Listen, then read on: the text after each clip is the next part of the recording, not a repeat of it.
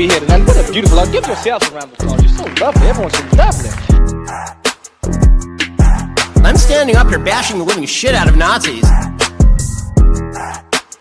Brian, you're drunk. You're drunk.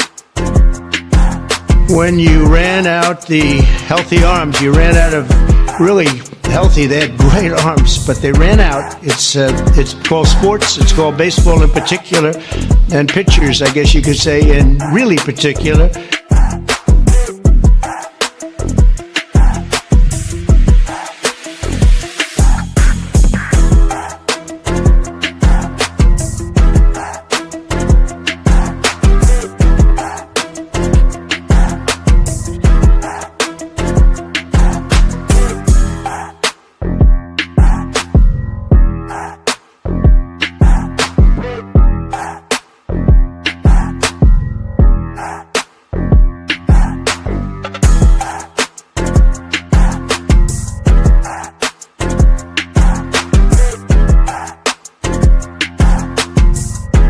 No words. I have the best words.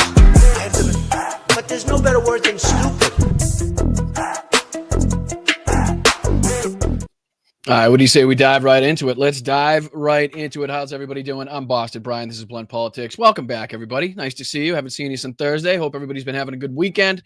Hope everybody's enjoying their time. Lots to get through today. Lots to talk about. We're going to be diving all over the place. Your head's going to be spinning by the end of it, but don't worry. We're going to do a good job of trying to break everything down for you. We got a bunch of clips, bunch of articles to get through. But first, let's bring this up. When we say hi to the chat, first and foremost, I could throw you guys even on the stage if you want. How about that? Look at that. Huh? Look at that. Huh? I can write. No, I'm just kidding. How's everybody doing? What's up, Carol? What's up, Kit? What's up, Will? What's up, Ask? What's up, Dawn? Forever Young, how are you guys? What's up, Phyllis? Rocks, thank you for your services. Appreciate you guys. Make sure you hit the like button on the way in. Subscribe to the channel. Goes a long way. We are so goddamn close. Let me see if I can bring this on. So goddamn close to 15,000 subscribers. Let me see. It's in here somewhere. It's in here somewhere, I think. Yeah, with this one. Let me see if I can put this on the screen for you guys. Does this work? Yeah. So we're so goddamn close to 15,000 subscribers. Thanks to you guys. Thanks to your help. Thanks to you guys spreading the word, spreading the message throughout other chats. Thanks to great creators on this platform like, Jesse Dollamore, who was kind enough to, again, throw my name in a couple of his videos and, make sure that everybody was kind of sent this way. And if you're just joining me for the first time, coming over from Dollamore Daily from Jesse's platform, after seeing his videos, thank you so much for giving me the opportunity. Thank you so much for giving me the chance. And if you're just joining me for the first time, just randomly, and you're not subscribed to the channel yet, if you like what you're hearing, if you like what you're seeing, please feel free to hit that subscribe button. It's very free to do so. It doesn't cost you a dime and goes a long way in helping the chat. So hopefully sometime soon we'll be having some celebrations, some milestones, some champagne, and some balloons popping. Guys, we've been shooting for that 15K milestone for a long time now, and it's been a grind. It's been a grind, ladies and gentlemen. So I appreciate you guys. Thank you so much. Phyllis, Karen, like I said, Bridget, all you guys, Rocks, all the mods that have helped along the way. You guys have been fantastic and continue to be, as I always say, the general bullshit to get it out of the way. The Venmo is up here in the corner. If you can bust a buck, try your luck and support an independent media. Like I say, $1 or $2 is all I ask for. Anything more than that is totally on you if you're in the financial position to do so. There's a lot of different ways. You can sign up for a channel membership just underneath me. Again, we're on the race to 1,000 memberships and 15,000 subscribers, which I think would be two very good milestones to hit for this channel, especially how tough it is to break through in this space. So I feel like any growth is good growth. So I appreciate you guys. Also, you can sign up at patreon.com/BostonBrian. Make sure you check that out because we got our November Zooms coming up. I believe they're the 13th. I'll throw these on the screen for you guys now that I remember to put these in there. Which are right here. So we got the 13th and the 20th. The 13th going to be the monthly Zoom. 20th going to be for everybody signed up at the VIP level. And again, anybody signed up at patreon.com/BostonBrian gets access to those Zoom links. And again, it's just a better way to put, face to the name that you see in the chat every single show. Goes a long way in getting people acquainted with one another and is a little bit more, I don't know, I feel like it's weird to say intimate, but, just it's a lot less people than there normally is, and you get to speak face-to-face. So it's a pretty cool thing that we do twice a month if you sign up at patreon.com. Otherwise, you guys at Patreon, the YouTube members, and everybody that, usually tips or gives a couple bucks on Venmo throughout the show, you guys are the backbone of this community, and I'd just like to say thank you for your support. And hopefully soon we'll be celebrating 15K. All right, so we got a ton to get into today. Let me see if I can pop a couple of these things on the screen. Like I said, we got a bunch of articles to talk about, a few clips to talk about. We'll be talking about obviously what's going on with Snap, but not only that, but we talk a lot on this show about optics and how things look. And so we'll be calling out Donald Trump for what he's been doing as, again, Americans, millions of Americans kind of lay in limbo. Some people, some states have, put out the SNAP benefits. Other states are holding back and waiting to see what the federal government does. A judge said that Trump needed to issue the emergency funds. Now Trump is appealing that, and SCOTUS has kind of put it on hold. We'll be digging into that. I know there's an AP article. There's also this that I wanted to pop on the screen, if I may. Let me see if I can get this on, which is a story that, I haven't seen you guys. Let me just take you guys off the stage so it's not in my face. Appreciate it. But yeah, this is something that I haven't seen you guys since Thursday, so I wanted to throw this up there. Turkey issues arrest warrants for genocide against 37 Israeli officials, including Benjamin Netanyahu. Among those barred from entering Turkey are far-right Minister Ben-Gvir, Minister Katz, IDF Chief Zamir, and the Navy Chief. The move is expected to heighten Israeli opposition to Ankara's role in Gaza's reconstruction and administration. Unfortunately, this is a Haaretz article that you kind of need to sign up for and pay monthly for. So it's just kind of the headline we'll be getting into. But that's enough. That's enough for me as of right now to see that, other countries are at least beginning this step in recognizing what we just went through and continue to go through. I know as people love to think that because Donald Trump talks about this, non-existent ceasefire that's been going on, that we now have reached peace in the Middle East, but that couldn't be further from the truth. Everything is still kicking off. Maybe not to the extent that it was, but the same things are still happening right now. People are dying. Accusations are flying on both sides. But again, it's good to see even people like, countries like Turkey with their leader and what we know about him. It's good to see that people are now coming to recognize even more states, even more countries, I should say, than have already, because obviously with the international community, the international arrest warrant set out for Netanyahu, this isn't the first time. But, again, the more that we get to see, thanks, Wes, brother. Appreciate you, man. And thank you so much. Who gave thank you, Greg, for the 5 gifted. Sorry, I missed that in the chat. And again, for anybody that's new, if you send in a super chat, if you reach a milestone, if you send in a super sticker, whatever it may be, and it goes by in the chat and I don't happen to see it during the show, stick around to the end of the show. I always go through every single Venmo, every single super chat, every single whatever it may be that you sent in financially. I make sure you guys get your highlights. I show my appreciation, give you guys the shout out that you guys deserve. So again, don't fret if it goes by in the chat and I don't see it. It tends to go by very fast. So stick around to the end, and then I set out a little bit of time again to thank everybody for their contributions to the show. So again, thank you everybody in the chat. Make sure you hit that like button. I'm Boston Brian. It is Sunday, November 9th, in case I haven't mentioned that already. And again, we're on our push to 15,000 subscribers. And as the country lies in limbo, as this country kind of regresses into a state of fascism led by this fucking monstrous regime, Donald Trump is again showing his true colors with lavish parties at Mar-a-Lago, which obviously we'll be talking about. We'll obviously be taking a look at that big issue inside the Oval Office that everybody was talking about, where the guy passed out, RFK beat feet, and Donald Trump stood there looking like a sociopath. We got a few videos. I'm just kind of going over what we'll be taking a look at today, just in case anybody's wondering. We'll also be taking a look at and continuing to push the rhetoric here, this situation, this story of the ongoing MAGA civil war. This is now Ben Shapiro exposed for trying to destroy Charlie Kirk. So again, Candace Owens kind of leading this revolution, but we need to there's a lot that I wanted to talk about in that sense too, because, she has so much power and influence right now and has the ability and is doing so much damage to the MAGA brand, the MAGA, the MAGA cohorts, the constituency, that 30% that Donald Trump has held so hard. And now it's being pushed into different factions and people are choosing sides. And, but we also have to keep it at arm's length and recognize that, she's kind of making a push towards something now. And, we don't want to, again, push everybody straight from MAGA and then have them go right into fucking Candace Owens' arms in her conspiracy theory bullshit, because then we'll just be going from one horrible position to another. So at the same time, it's useful right now in order to pry open these, the lacerations and the cracks that are formed inside of MAGA. We still need to make sure that we are calling out her bullshit and people recognize her for the crazy conspiracy theory, bigoted, racist, homophobic piece of shit that she is. So we kind of have to do that fine dance, that walk of, making sure that people understand while also trying to use it for our benefit. We're also going to be taking a walk down memory lane here, because there's a couple clips, a couple things that I saw on Twitter here, where it seemed like even in the 40s, in the 50s, people were almost more on top of the dangers that are very relevant today than we are today. So there's a couple of clips that are going around that, just go to show that we didn't really take we didn't see the warning signs. We didn't take the instructions very well from what we knew, from what we learned fighting the fascists, fighting the Nazis in World War II. So we'll be taking a look at that. What is the other one that I have? Oh, yeah, there was this clip.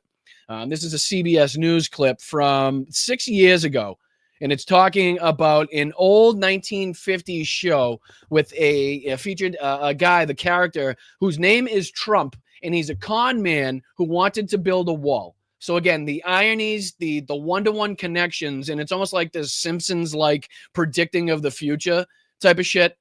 So I thought that would be kind of interesting to take a look at. We also have Jesse Waters to laugh at and make fun of later on, in case that's something you're into as well. There's this Daily Beast article I wanted to get into, of course, talking about Trump's decadent opera and truffles. The parties that he's been having above and beyond that. What was it? The Great Gatsby theme party that he had. He had another one the other night. He's been on the golf course as well. Let's see. I know I got him. Where is he? He's on the golf. Yeah, there he is. There's his fat ass. So we'll be talking about him on the golf course and going through some of the pictures and photos coming from the party. So we got a lot to get into without, diving too deep into it. But yeah, hit that like button, subscribe to the channel. Again, I'm Boston Bryant. This is Blunt Politics. I really do appreciate you guys giving me the opportunity, and I really do appreciate you OGs that have been with me since the beginning. I can't thank you enough. I can't say how much you've helped, in helping build this community.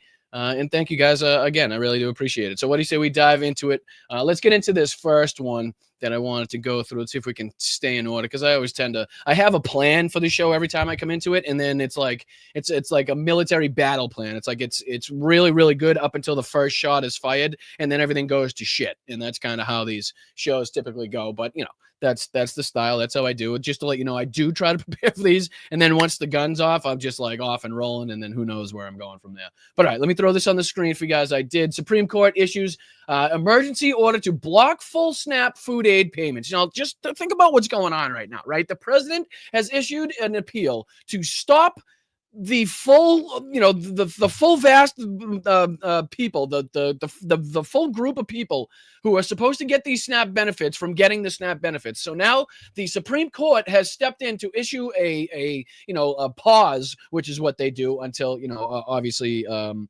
some sort of decision can be reached. But unfortunately, that means that the people that have not received these SNAP benefits in the states that have not issued these SNAP benefits are kind of, again, up in limbo. And the president of the United States and the Supreme Court are working hand in hand to make that happen. Just so everybody can understand that, which is great. Oh, thank you, Corey. I appreciate that. Oh, who else did I miss? Corey. Thank you, Steve, for the 10 gifted. That's amazing. And thank you, Linda Lou, for the 5 gifted. You guys are incredible. Thank you so much. I really do appreciate that. It goes a long, long way in helping this community grow. And again, like I said, if you're just joining me, if you don't really know some of the backstory without getting too deep into it, I gave up my career in Massachusetts, in Boston, as a plumber to kind of dive headfirst into the world of political commentary to make sure that, because I felt I felt passionate enough, and in these situations and these these policies were serious enough and had posed enough of a threat to our society and the way that we live life in this country, that was the first and foremost thing that I needed to dive into, because regardless of how well you're doing in your everyday life, regardless of how much money you make, how many houses you have, or how well you're doing, that doesn't matter if Donald Trump gets us into a nuclear war with Russia, or if Donald Trump rips away every single single one of your rights and stripped you, of all the things that you work so hard to buy or to build up in your life. You know what I mean? If they stripped you from, your health care and, you're no longer able to put food on the table, like these things have a big way of impacting, especially, hardworking men and women of this country, the lower classes, the middle classes, like you guys, like us here that are listening on these shows and that are trying to learn and investigate these things, side by side. So I appreciate you doing it with me. I really do. Everybody on Facebook, YouTube, Twitch, thank you so much. Make sure you hit that like button, subscribe or follow, whatever it is on that respective platform. And again, let's just dive into a little bit of this because this is crazy. Let me see if I'll even make this a little bigger for you guys so I can, so you're not straining your eyeballs. So on Friday, the Supreme Court granted the Trump administration's emergency appeal to temporarily block a court ordered to fully fund SNAP food aid payments amid the government shutdown, even though residents in some states have already received the funds. A judge had given the Republican administration until Friday to make the payments through the Supplemental Nutritional Assistance Program. The administration asked the appeals court to suspend any court orders requiring it to spend more money than is available in a contingency fund and instead allow it to continue with planned partial SNAP payments for the month. After a Boston appeals court declined to immediately intervene, Supreme Court Justice Ketanji Brown Jackson issued an order late Friday pausing the requirement to distribute full SNAP payments until the appeals court rules on whether to issue a more lasting pause. Jackson handles emergency matters from Massachusetts. Her order will remain in place for 48 hours after the appeals court rules, giving the administration time to return the Supreme Court if the appeal court refuses to step in. The food program serves about 1 in 8 Americans, mostly with lower incomes. Officials in more than half a dozen states confirmed that some SNAP recipients already were issued full November payments on Friday, but Jackson's order could prevent other states from initiating those payments. Right. So that's something that people don't really talk about as far as, when they say the SNAP have gone out, not the entirety of them, nor has everybody received them. So this is which states issued SNAP benefits. So it says Wisconsin, more than 104 million of monthly food benefits became available at midnight on electronic cards for about 337,000 households, said Democratic Governor Tony Evers. Let's see, Oregon, Hawaii. Let's see. Does it give a list? Officials in California, Kansas, New Jersey, Pennsylvania, and Washington State also said they moved quickly to issue full SNAP benefits Friday, while other states said they expected full benefits to arrive over the weekend or early next week. Still others said they were waiting for further federal guidance. So again, kind of this limbo. Some people have gotten it. Some people haven't. Some states have passed them out, but other states are kind of waiting for the government to see what's going on. Other peoples have received it, but they don't know if they're going to be allowed to keep it, depending on what's going to happen now with these courts. Right. So again, the president and the Supreme Court kind of working hand in hand to make sure that not everybody receives the funding that they are allotted, are supposed to be receiving as far as SNAP benefits and putting food on the table for them, their family members, their kids. Which is, it just kind of goes to show, again, when we talk about optics on this channel, when you got this going on. Right. While fucking the Supreme Court's fighting with, the lower courts are fighting with the Trump administration to see if we can feed some hungry people in this country. Right. While at the same time, the government shutdown, the longest government shutdown in American history, is ongoing because the Republicans are unwilling to recognize that even their, so-called and ridiculously named clean CR will also hurt millions of Americans, which was the initial issue. While them trying to kind of pin this on Democrats is just fucking blatantly ridiculous and blatantly stupid. But again, as people are fighting and unsure whether or not they're going to be able to feed their kids this weekend or next week or next month, Donald Trump, don't worry, he's doing well on the fucking 9th hole. He's doing well. He's on about his 14th shot. His caddies had to fucking come out of pocket with about 14 and a half balls this hole. It's cost him at least $313 just in golf balls this hole. He's cheated 10 times, but don't worry, ladies and gentlemen. This is him working hardly working. while, fucking, wars are continue to rage on, the ones that he said he was going to be able to end in 24 hours. The non-existent ceasefire continues to make him look like a fool. Again, the people being stripped of health care, the food crisis going on in the country, the housing crisis, cost of fucking groceries. I mean, you name it, we have the issue going on right now. And he's meeting with, fucking these losers at the White House. And I think we have a clip from one of those. He met with Viktor Orban.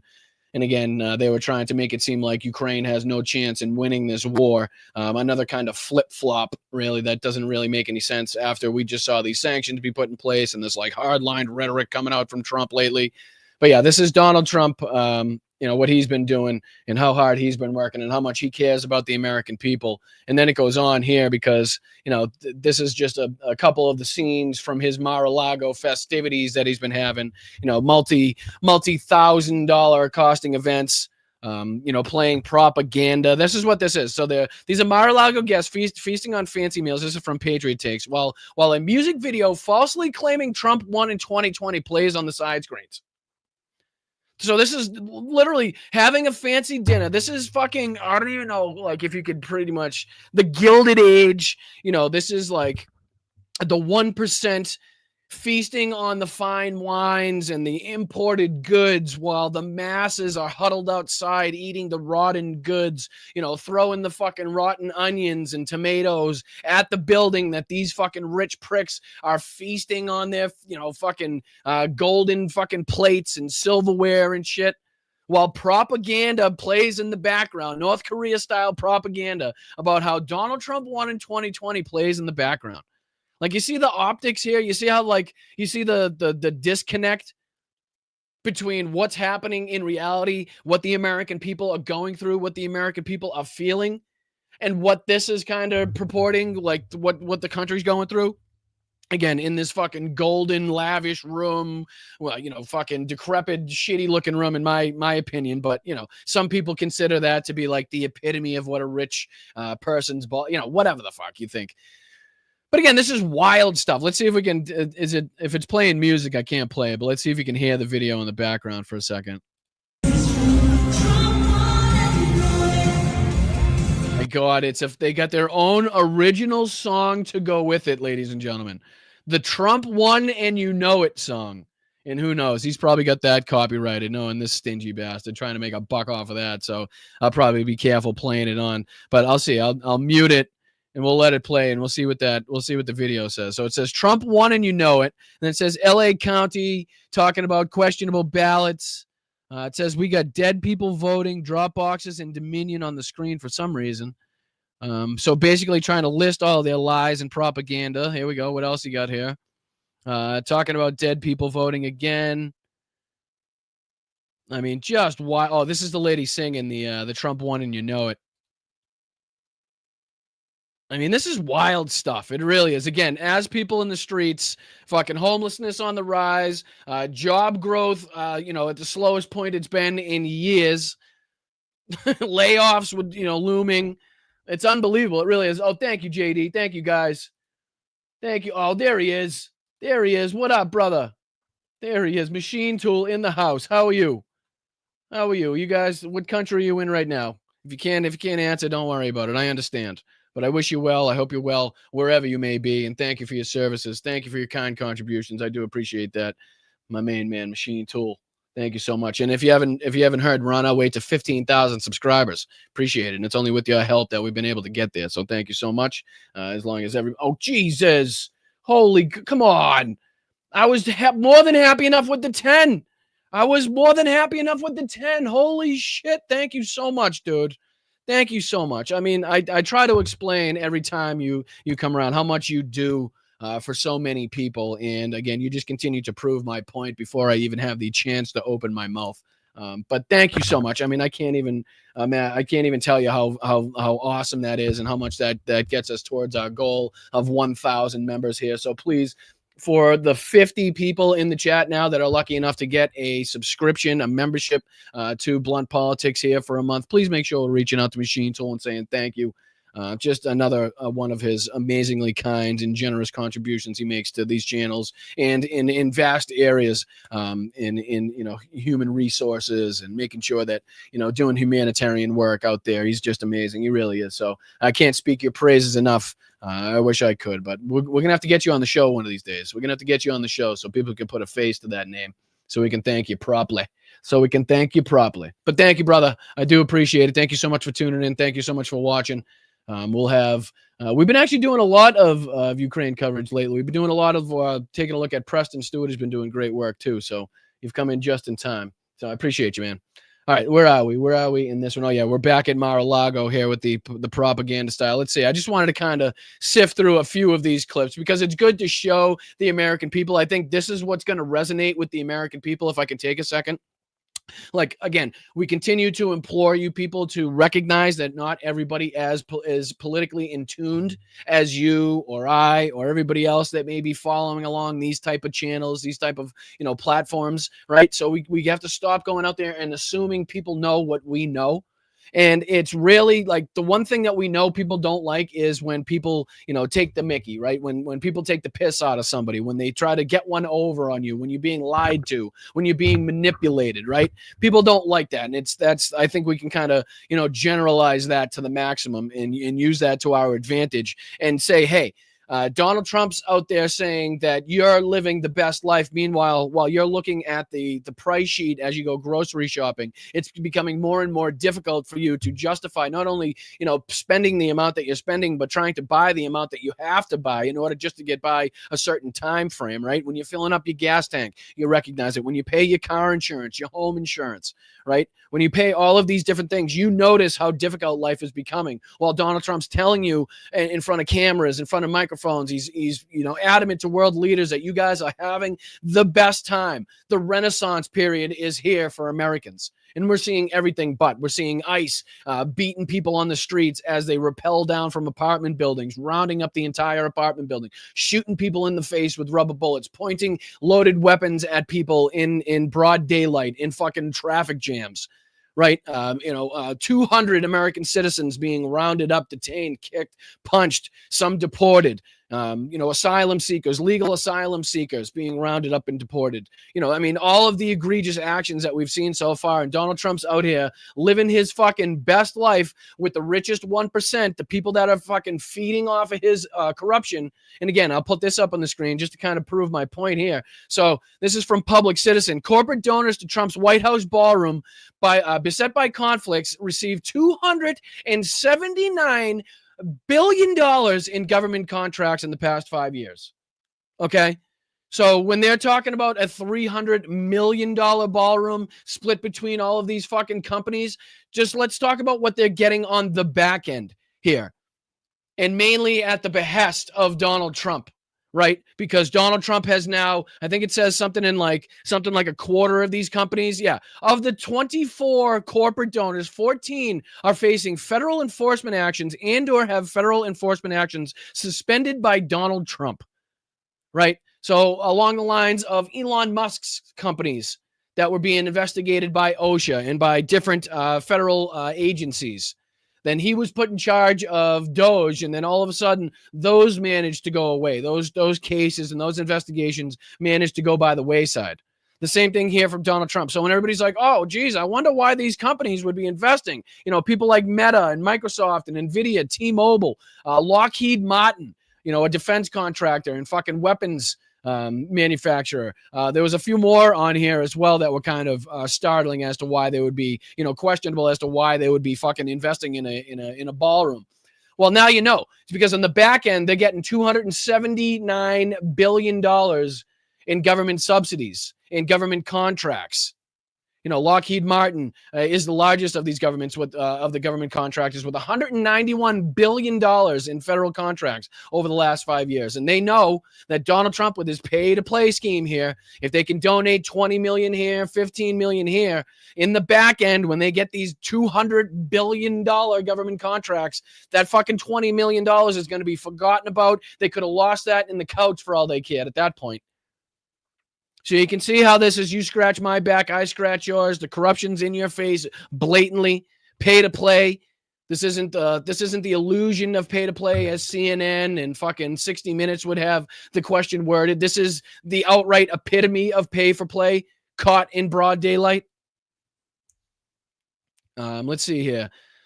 So 2/3 of the 24 known corporate donors have recent government contracts. Again, projects totaling $279 billion. I just said Lockheed Martin being the biggest one. We talked about how Donald Trump has, again, removed federal enforcement actions from 24 of the 24. He's removed enforcement actions of 14 of them out of the 24. The corporate and billionaire funders in the ballroom have spent $1.6 billion on lobbying and campaign contributions over the last 5 years. Again, minuscule in comparison to what they've received in the back end.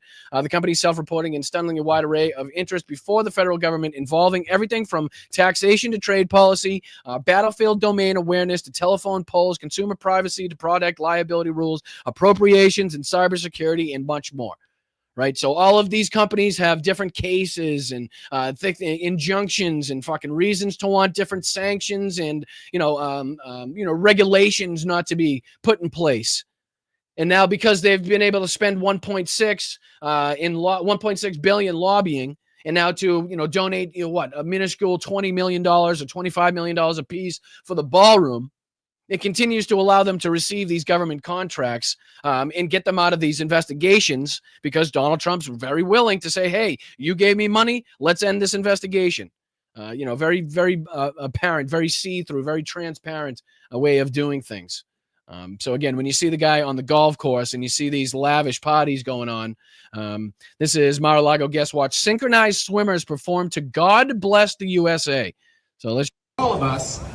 I'll mute it so as to not subject you to that bullshit. But again, just some of what's going on at Mar-a-Lago, just so you know.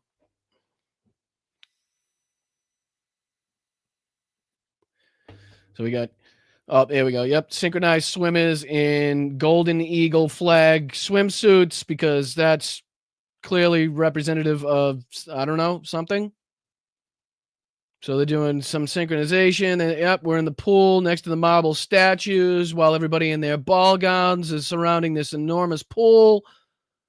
There we go. Yep. You put your feet on my feet. Just like the weirdest shit. Like the people dancing and the girls dancing in the fucking champagne glasses and stuff. Like just weird cult-like shit. You know what I mean? It's like, it's not even a bunch of them. It's just two girls that these fucking men's are getting their rocks off on watching. There you go. Yep. Everybody, yeah, great. Hey, they're splashing. Just weird shit from these people, And I'm sure you guys saw the Great Gatsby one, again, where the women are sitting in like the champagne glasses doing like erotic poses. And it's like, what? Who are you fucking freaks? You know what I mean? Like time and a place for everything.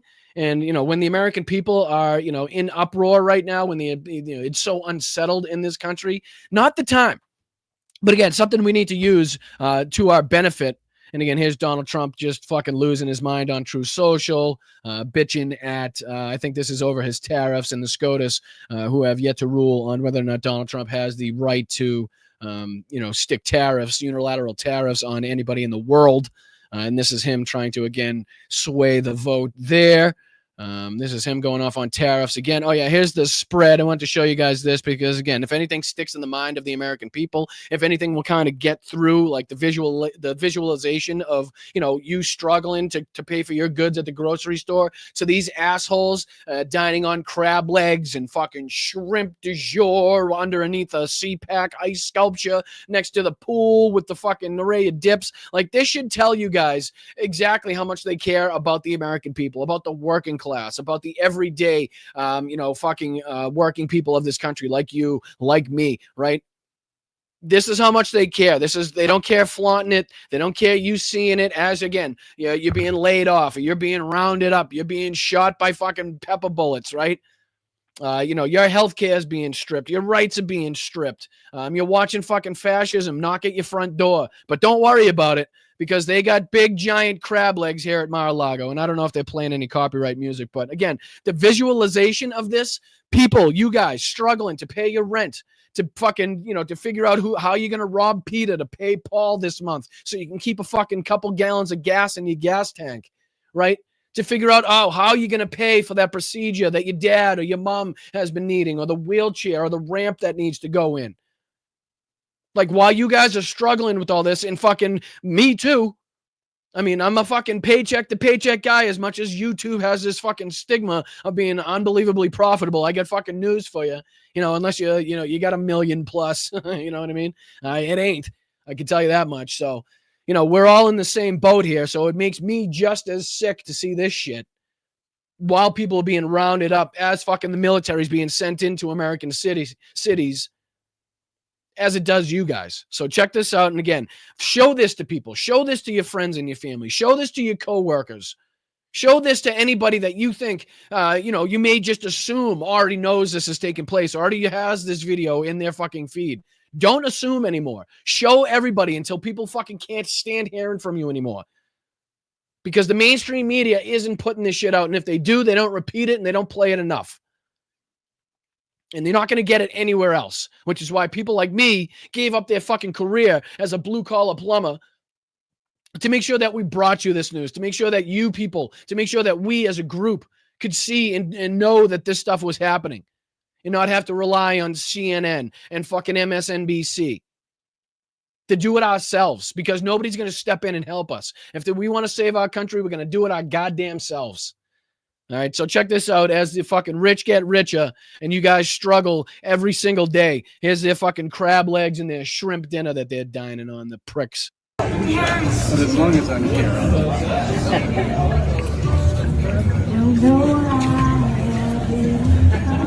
of course, there's copyright music in the background, but you guys get the idea. You don't really need the music. And again, as they're eating shrimp and fucking, caviar and crab legs, we need to be eating the rich. Okay, we need a spread of all the billionaires in this fucking country that are unwilling to pay their fair share. And we need to put them on a fucking table under some sculptured ice and feast on them motherfuckers is what we need to do. But again, just a visual representation to show you the I don't give a fuck nature of how much you're hurting, how much you're struggling right now. So I just wanted to show you that. And then we'll go on here because I wanted to show you this as well. This is the Daily Beast article. Again, people are starting to recognize here. And the more that, people like the Daily Beast and the more people like fucking, any news article, Washington Post, New York Times, whoever it may be, put this stuff out there and have the American people recognize and see, oh, look at these lavish parties. Look at these, golden fucking ballrooms and this and that. Like, I'm struggling to put food on the table and these assholes are out there, spending millions on lavish gold fucking ballrooms and these parties that, spend millions and millions of dollars while, others can't put again, it's just, you need to make the one-to-one connection. You need to say, okay, hey, listen, maybe you don't believe me and all the other stuff I've been saying, but hey, what does this say to you? Right? Again, how did you do last month? How much money do you have in your fucking bank account? Are you all set? Are you good to go? Right? Are you as well off as Donald Trump says you are? So this is Trump throws decadent opera and truffles rager at Mar-a-Lago. The president rager show no sign of slowing down even amid the government shutdown. And again, this is another pay for play in the Daily Beast. But again, the headline is what I wanted to get. And you can see these different headlines here. Trump 79 slumps into a limo after navigating Air Force One steps. See every angle of President Trump 79 falling asleep during press conference. Again, we'll be talking about that as well. SNL also did a pretty good job at going after Donald Trump for that fucking ridiculous situation of the guy passing out in the Oval Office and Donald Trump just staring at him like a sociopath. I saw one go by. Oh, thank you, Maz. Let's go. Hey, Brian, hope you've been well. Just lost my dad last month and a week before my birthday. I'm doing a charity fundraiser tonight for Feeding America. Well, first off, my sincerest condolences to you. So sorry for your loss. That's terrible. Second of all, Christ, gets to me when anybody talks about losing a family member. Happy birthday, second of all. And then third of all, if you could maybe list where that fundraiser would be and people could dive into that and check that out, that would be great. And I appreciate fourth. I appreciate your contributions to the channel. Very sorry for your loss, my friend. Very sorry for your loss. All right, let's see if we can jump into this next one as well, which was, yeah, this is the situation. Again, I'm sure you guys are probably well aware of the situation, but for anybody that hasn't seen this yet, so you can kind of get the gist, the taste of what people have been talking about. Again, not only with RFK fucking beating feet as quick as possible, but also Donald Trump's reaction in this. And there was a clip going around. I won't take you a bother digging it up. Take the time to dig it up. There's a clip of a similar situation happening where Barack Obama was speaking, and there was a young lady behind him who was clearly feeling a little bit woozy, and you can see the difference in the humanism, the humanity, and how concerned and the reaction to what was going on between the two presidents. If you want to check that out, you can find that, I'm sure, pretty easily on the old social medias. But again, a good visual representation of what's going on. And again, we have another good visual representation in just a second. But here's this short clip again. You're going to be checking out this gentleman right here. And looking at his reaction, because he kind of gets a little weak at the knees. He goes down. And then I really want you to pay attention to what Donald Trump does, or the lack of what Donald Trump does, right? Because check this out. For nearly 150 years, my company, Eli Lilly, has been investing in America. We've been advancing science and creating. He's starting to feel it. He's going. He's going. All right, so definitely a problem. Obviously an issue. There he goes, drops to his knees. We got a big problem. Watch Donald Trump. Look at him. I'm going to stand. Let me just watch here. I'm going to, oh, that looks good. That's weird. Oh, let me just stare at him.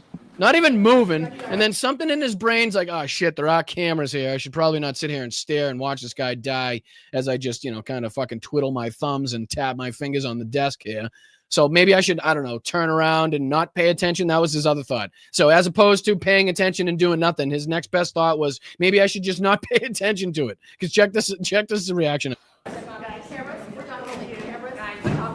So he stops. At some point, he just stops caring. He's just like, all right, so I probably shouldn't just stare. I probably should help, but I'm definitely not going to do that. So I guess the next best thing is to just not pay attention, not even recognize this is going on. Look at him. And then that led to this, ladies and gentlemen. That led to this. That led to this. The fucking picture. I don't know if there's a better visual representation of Donald Trump as president of the United States that you could fucking have than this picture right here. I'm not sure. This kind of says it all. As the fucking world crumbles, as somebody literally fucking collapses next to Donald Trump, feet being held high in the air. Worked on and fucking resuscitated by two of the former 24 people that were just in that room. Fucking funny how that happens. All these health officials, right? There was just 77 people in the room. The guy goes down. Now there's 4 people around the guy. Where the fuck did everybody go? All the health officials just fucking beat feet. And Donald Trump's standing there like, okay, nothing's happening here. Nothing to see here. I could care less. How do I look in this situation? Like, just couldn't. It's just spot on as a visual representation of Donald Trump fucking just demolishing this country as he stands idly by because he doesn't know any fucking better. That's just crazy. The guy, like, they're like, is he going to die? And he's like, how do I look? This is great. This is fucking fabulous. Unreal. Just fucking unreal. It really is. So, just for the people that didn't catch that one, I know we haven't seen each other since Thursday, but it's just a wild moment. Again, I think this picture is so much better than even the visual of him just sitting there staring at the fucking body like, I should probably do something or get somebody or do, whatever. You got anything at that point. But no, he just turns around and does this Mussolini style. I guess I'm just going to look strong in this moment as the guy dies next to me. Oh, it's just great. And yes, SNL did nail it, Vicky. I wish I could fucking play it. I wish I could play it for you guys, but every time I do, they copyright me no matter how I try to play it, no matter how many channels I try to play it through. They always say I got to take it down or they'll hit me with a strike. So you guys, I would definitely recommend you guys checking out after the show, obviously, the SNL cold opening, kind of reenacting this moment here because I don't know. Again, this picture will go down in infamy. It really will. You know what I mean? I'm sure there's a ton of these moments that we could point to and think back on. A lot that we probably forget even up until this moment, until we're reminded because of so much that's happened. But again, I'm not sure how it could get much more like spot on than that. It's hard. It's going to be hard. Even if that was like a magazine cover that somebody thought about and had to like really fucking pursue the angles on to to get those like reactions. That would be difficult to reproduce on that one. But all right, let's take a little trip back to memory lane, because as you guys know on this channel, I am a big lover of history. A lot of my love of history stems mainly from, World War II, World War I, World War II, Korea. I tend to lose it a little around Vietnam and the wars up until, a little bit more recent, because it's a lot more difficult to explain and justify. And again, the enemy's not being clearly defined or marked, and, not wearing the uniform of the enemy and that type of stuff makes it a little bit more difficult. And, losing 1,500 troops to take a hill, only to hold that hill for 24 hours, to leave that hill, to have the enemy regain that hill, is just a lot to take in, and a lot to, I can at least understand, fighting the enemy with a different uniform, taking terrain that needs to be taken, holding that terrain and continuing forward. It makes a little bit more sense. But a lot of my love of history comes from that. So it really chuffs me, I shall say, to see things like this going around on social media, where we can look back on our history and learn so much, and see that even in today's society, a lot of this is still very pertinent, is still very important, and we can still, glean a lot from what we should be doing and tactics we should be using to in our daily lives, to what was going on after, again, we defeated fascism, and as we were trying to defeat fascism in the first run. But this is going around. This is in USA 1943. They produced a film called Don't Be a Sucker about fascism. It perfectly explains people like Nigel Farage, Donald Trump, Elon Musk, and the entire right. And this is posted by an account called Blade of the Sun. But I thought I got to see in this, and I thought this was very important, very influential, very, very based on what we're feeling today and seeing today. So let's see if we can just play a couple minutes of this, see how much we can get through, and see what you guys think as well. Please make sure you guys hit that like button. We're on our way to 15,000 subscribers and 1,000 members here at Blunt Politics, and it would be a huge support if you guys were to help and contribute in that. Thank you so much. I really do appreciate you. The mods, everybody in the chat, you're all fucking fantastic. So let's dive into this again, called Don't Be a Sucker. Dealing with fascism from 1943. And let's see how much smarter people were, or at least how much more clear the enemy was back then. How much clear the lines were much more clearly drawn back then, I feel like, than today. Let's take a look. This government war film warning about fascism is disturbingly relevant today. I happen to know the facts. Now, friends, I'm just an average American. But I'm an American, and some of the things I see in this country of ours make my blood boil. I see Negroes holding jobs that belong to me, and you... And I just want you to recognize how much of the rhetoric we hear from this, to, pinpoint that and to listen to what we're hearing today, and how similar that is from what we're hearing from the Republican Party, Donald Trump, Steve fucking Homan, Stephen Miller, Tom Homan. I always get those two fucking assholes mixed up. They're basically one person at this point. But again, not very much different. They might be using different language, different rhetoric, different terms to describe, but not different now as to getting the brown and black people out of our communities, right? Very similar to what you'd hear from them. Country of ours make my blood boil. And when he says make my blood boil, right, when the enemy, the vermin from within comes to poison the blood of our country, right? So very similar rhetoric to the propaganda styles and the writings of Adolf Hitler in Mein Kampf as well. So you can see the one-to-one connections, especially knowing what we know now about the people that support and follow Donald Trump. Donald Trump's fucking, citing of Mein Kampf, the book of Hitler's speeches that he had by his bedside table per his ex-wife in a court filing. We put all these things together, and you can see the one-to-one connections. Again, this is 1943. We hadn't even ended World War II yet. We hadn't even beaten fascism. We were just getting the wheels going here. I see Negroes holding jobs that belong to me, and you. Now I ask you, if we allow this thing to go on, what's going to become of us real Americans? I see Negroes and others that hold jobs that Americans should hold. Now, how clearly, like, one-to-one is that to what we're hearing today, and why they're doing this fucking mass deportations, and how much they've been saying that the Americans will do these jobs. They just come in and they do it for a lower wage and makes it impossible for the Americans to do it. Meanwhile, we'll see very rapidly, like the farmers have seen already, That again, there's not a fucking rush of Americans flooding in to do these hard labor jobs in the fields, in the fucking factories. It's just not happening, right? So again, it's a necessity for this country to keep running, to keep our factories producing the food that we need to eat, and so on and so forth. And we're chasing that workforce out of our country, making it more difficult for the American people, making it more expensive for the American people.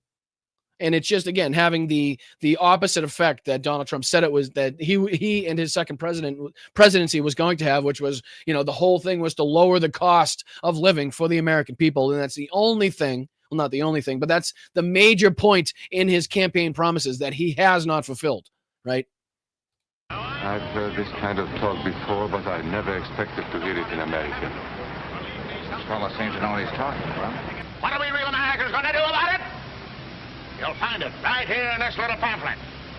The truth about Negroes and foreigners.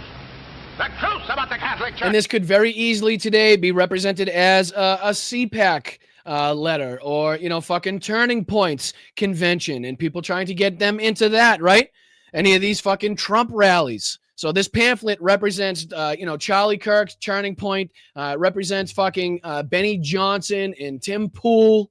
Like, these are now those pamphlets. All right, it's just been changed now to social media as opposed to handing out pamphlets on the streets. Listen to how he's about to talk about the Catholic Church. Does that sound familiar? Does that sound familiar, ladies and gentlemen? What are we real Americans going to do about it? You'll find it right here in this little pamphlet. The truth about Negroes and foreigners. The truth about the Catholic Church. Do you believe in that kind of talk? I don't know, makes pretty good sense to me. And I tell you, friends, we'll never be able to call this country our own until it's a country without. Right? So we can't call this country our own until it's a country without black people, a country without immigrants, a country without others, right? Is exactly what the point of what he's trying to get across now is. And that is absolutely no different than what we're hearing from this America First MAGA movement, with the mass deportations, with the, ICE and the military being sent into our fucking democratic cities in this country. I mean, it's no different. So again, this is 1943 as opposed to 2025. And you can see, how far we have not gotten, right? People think and love to say how far we progressed, and we have in many different areas, but not so much in how to defeat propaganda, how to defeat fascism, how to defeat this ideology that has managed to fucking remain within this small fraction, this small group of people throughout the world, and has been allowed to flourish, has been allowed to come to the mainstream by people like Donald Trump and the Republican Party, right? That they have made it okay to be racist again. They have made it okay to be fucking bigoted again out in the open. And again, this fight does not end. I will continuously say, we have lost this fight until every single person on this fucking planet is too embarrassed to wear that red MAGA hat, is too embarrassed to ever admit they owned a fucking an ounce of that fucking Nazi treasonous paraphernalia, whether it was a flag, a t-shirt, a fucking bumper sticker, whatever the hell it was, until people are too embarrassed to be called out for that bullshit. This has not won. We have not won the fight. People need to be utterly ashamed at their behavior, at who they voted for. Utterly ashamed that they held these fucking beliefs. Utterly ashamed that they flew these flags, wore these t-shirts, spewed these fucking thoughts. And until that day, this fucking fight will not end. Sorry. We'll go on. Without what? Yeah, without what? Without Negroes. Without alien foreigners. Without Catholics. Without Freemasons. You know these people. What's wrong with the Masons? I'm a Mason. Hey, that fellow's talking about me. And that makes a difference, doesn't it? So now, basically, this representation here is this gentleman. This is basically the, at first they came for poem from Martin Niemöller that we talk about. This gentleman really liked what he was hearing until it was him that was being fucking targeted, right? Until it was his group that was being targeted, and then he didn't like it anymore. So it's that Martin Niemöller. At first they came, for the communists, then they came for the Jews. I didn't speak out because I was neither of those, and then they came for me, and there was nobody left to speak out for me. So this is basically a visual representation of that poem right here, and I just thought it would be pretty prominent and evident to play right now. And again, this goes back to how, this brings me to this clip as well from 6 years ago, almost 7 years ago now on CBS. And this is talking about a 1950s TV show with a character named Trump, who is a known con man, talking about building a wall to save the world. Now, does that seem to be a little bit too nail on the head? Does that seem to be a little bit too Simpsons, future prediction like? I mean, that's kind of crazy to me. So I just feel like we should kind of dive into this just a couple minutes just to kind of show you, how crazy, how eerily similar this is.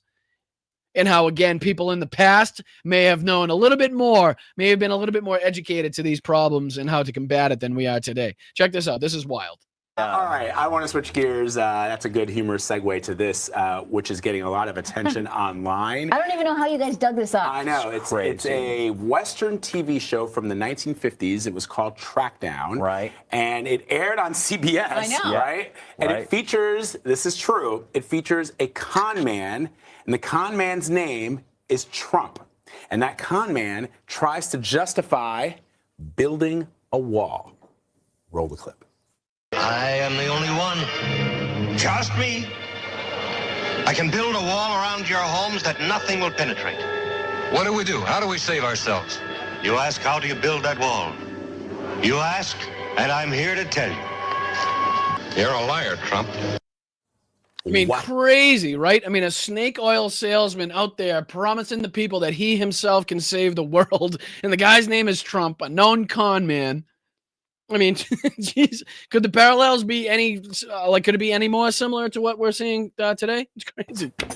Like even the I am the only one, which we heard in the campaign speeches, the president speak like that. I'm the only one that can take care of this problem. That was the moment when I thought, this isn't real.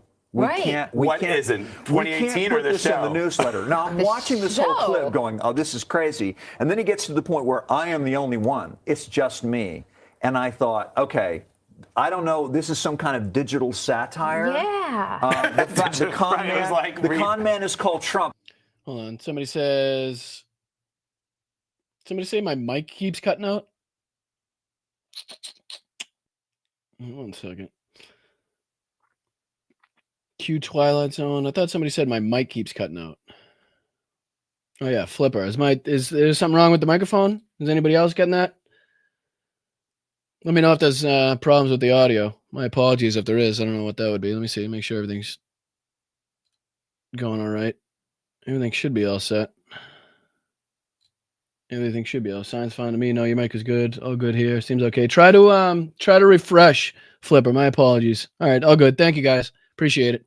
All right, just another minute of this, and we'll head on to our to making fun of Jesse Waters, and then there's a couple iHip videos that I wanted to talk about that are also diving into this MAGA civil war, as we've been seeing now, and I've been talking about for a while, and it's good to see these bigger platforms starting to call this out more and more as well. So let's just dive into, this crazy relationship. And again, if you're just joining us, they're talking about a 1950s Western in which a snake oil salesman named Trump, a known con man, a known fraudster, is trying to sell these people on him being the only one to save the world, and he has to build a wall to do it. I mean, how you could possibly write this and have the parallels be so similar in 2025 is just mind-blowing. But check this out. And he says, you need a wall to save your lives, and only I can build it. And by the way, the sheriff of this town, who's the hero of the episode, the last line of the episode is, you're under arrest, Trump. So we're watching this thinking, this is not real. We can't include it. Well, I'm just saying, hopefully the parallels continue in that sense as well. We would love to see it because he absolutely deserves every bit of the handcuffs that should be around his fat ass wrists. But yeah, bringing us into, again, this ongoing story that we've been chatting about here for quite some time on Blunt Politics. I'm proud to say, and I'm glad to see, again, these other huge platforms on YouTube picking this up and talking about the MAGA civil war that's been ongoing that, again, leads back to one of three things, ladies and gentlemen. It either goes back to Israel, anti-Israel or pro-Israel. It either goes back to the Epstein files or it goes back to Charlie Kirk's murder. Those three things are the huge prominent factors right now in the rift that we've seen. And again, this is somebody that we've been looking at for a little bit now, kind of trying to find the details into not only the conspiracy theories behind Charlie Kirk's murder, but, the rift here that's been going on. And this guy seems to be more on the pro Candace Owens side of things, but again, we don't even need to dive into any of these videos. It's basically the titles that will tell you the story, right? So this is Ben Shapiro exposed for trying to destroy Charlie Kirk, right? So this is now stemming from a Candace Owens video in which she released text messages between her and Charlie Kirk talking about, Ben Shapiro and a little rift between Charlie Kirk and Ben Shapiro, right? Two huge prominent stars on the right, prominent MAGA figures, prominent MAGA commentators. And again, this is the Valhalla account that we've been talking about. I don't know who this guy is. Maybe just somebody else from the channel that I'm not familiar with. But again, Charlie Kirk, Ben Shapiro being exposed. If I were to just type in Ben Shapiro, Candace Owens. Here we go. Ben Shapiro, Candace Owens. We can see the videos that'll pop up. Ben Shapiro just torched Candace Owens, Megyn Kelly, and Tucker Carlson. So they're involved in it.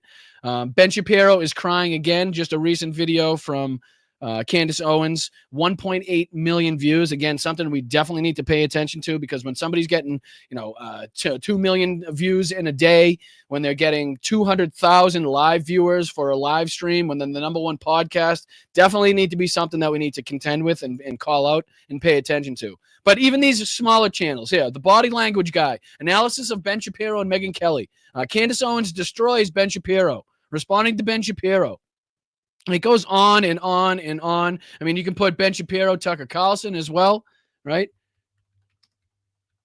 And you'll see the stream of videos talking about this. Tucker Carlson sabotages America, says Ben Shapiro 6 days ago. Shapiro versus Tucker. Tucker strikes back, right? Marjorie Taylor Greene's also in this as well, because she's been making the rounds now, talking about how Donald Trump's basically lying his face off, telling people that the price of goods are down and that people are, having this renaissance, and she's not buying the bullshit. Again, no flowers for Marjorie Taylor Greene, just going to add on to this, the rift that now has been formed, the different factions that have formed while this MAGA movement is being dismantled on a daily basis by people like Tucker Carlson, Candace Owens, again, you could throw in Nick Fuentes in there. We haven't talked about him. Throw Nick Fuentes in here. You got Valuetainment. Nick Fuentes is the Tupac of MAGA. Nick Fuentes interview ignites Tucker Carlson versus Ben Shapiro feud.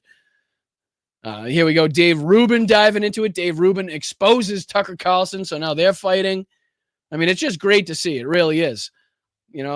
Great to see. Great to see. Again, just gives us the opportunity, gives us the ability on the left to use that dead airspace of them that were typically going after, progressives or liberals or people on the left. And now they're using that to infight. They're using that to go against and eat their own. We need to make sure that we're filling that void, filling that space with our policies, with the facts, with what's going on in reality, with the, reactions and what's actually going on in the real American lives of people. Right. But yeah, they're outed. This says they're out-Bibled outsmarted by a Jew, says Christian conservative. Like, these videos are getting a little fucking aggressive, right? A little aggressive here on the right. And these are all right-wing commentators. But let me just play the first minute or two from this so we can kind of get a feeling on, where people lay on this. And again, this is the Valhalla. I'm not sure what this is. Again, I just saw the title and wanted to play it with you guys. We need to continue. And it's good to see that. Let's see here. There was this one too from the I've Had It ladies. This is MAGA turns on J.D. Vance in disgusting racist civil war. Great that they're calling that out as well. They also had this one, which is Trump is hemorrhaging support. MAGA civil war is getting interesting. Again, great to see these larger platforms that get, multiple hundreds of thousands of views on each video calling this out.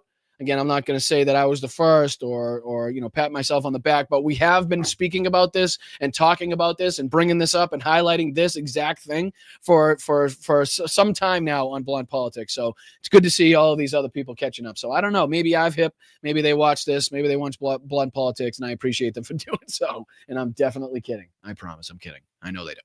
But let's see if we can dive into just a second or two of these videos depicting the ongoing MAGA civil war. I appreciate you guys. Hit that like button. And this, again, is from, I keep doing that. This is from Valhalla VFT. Ben Shapiro exposed for trying to destroy Charlie Kirk. And again, the people that follow Charlie Kirk will now be going after Ben Shapiro. The Ben Shapiro acolytes will now be feuding with the Charlie Kirk Turning Point Action Committee. So again, this is only going to get deeper. This is only going to get worse. And again, at a pivotal moment, at a critical time where, they're trying to deal with Mamdani's win in New York. They're trying to deal with, they're getting their ass kicked with the rest of the electoral,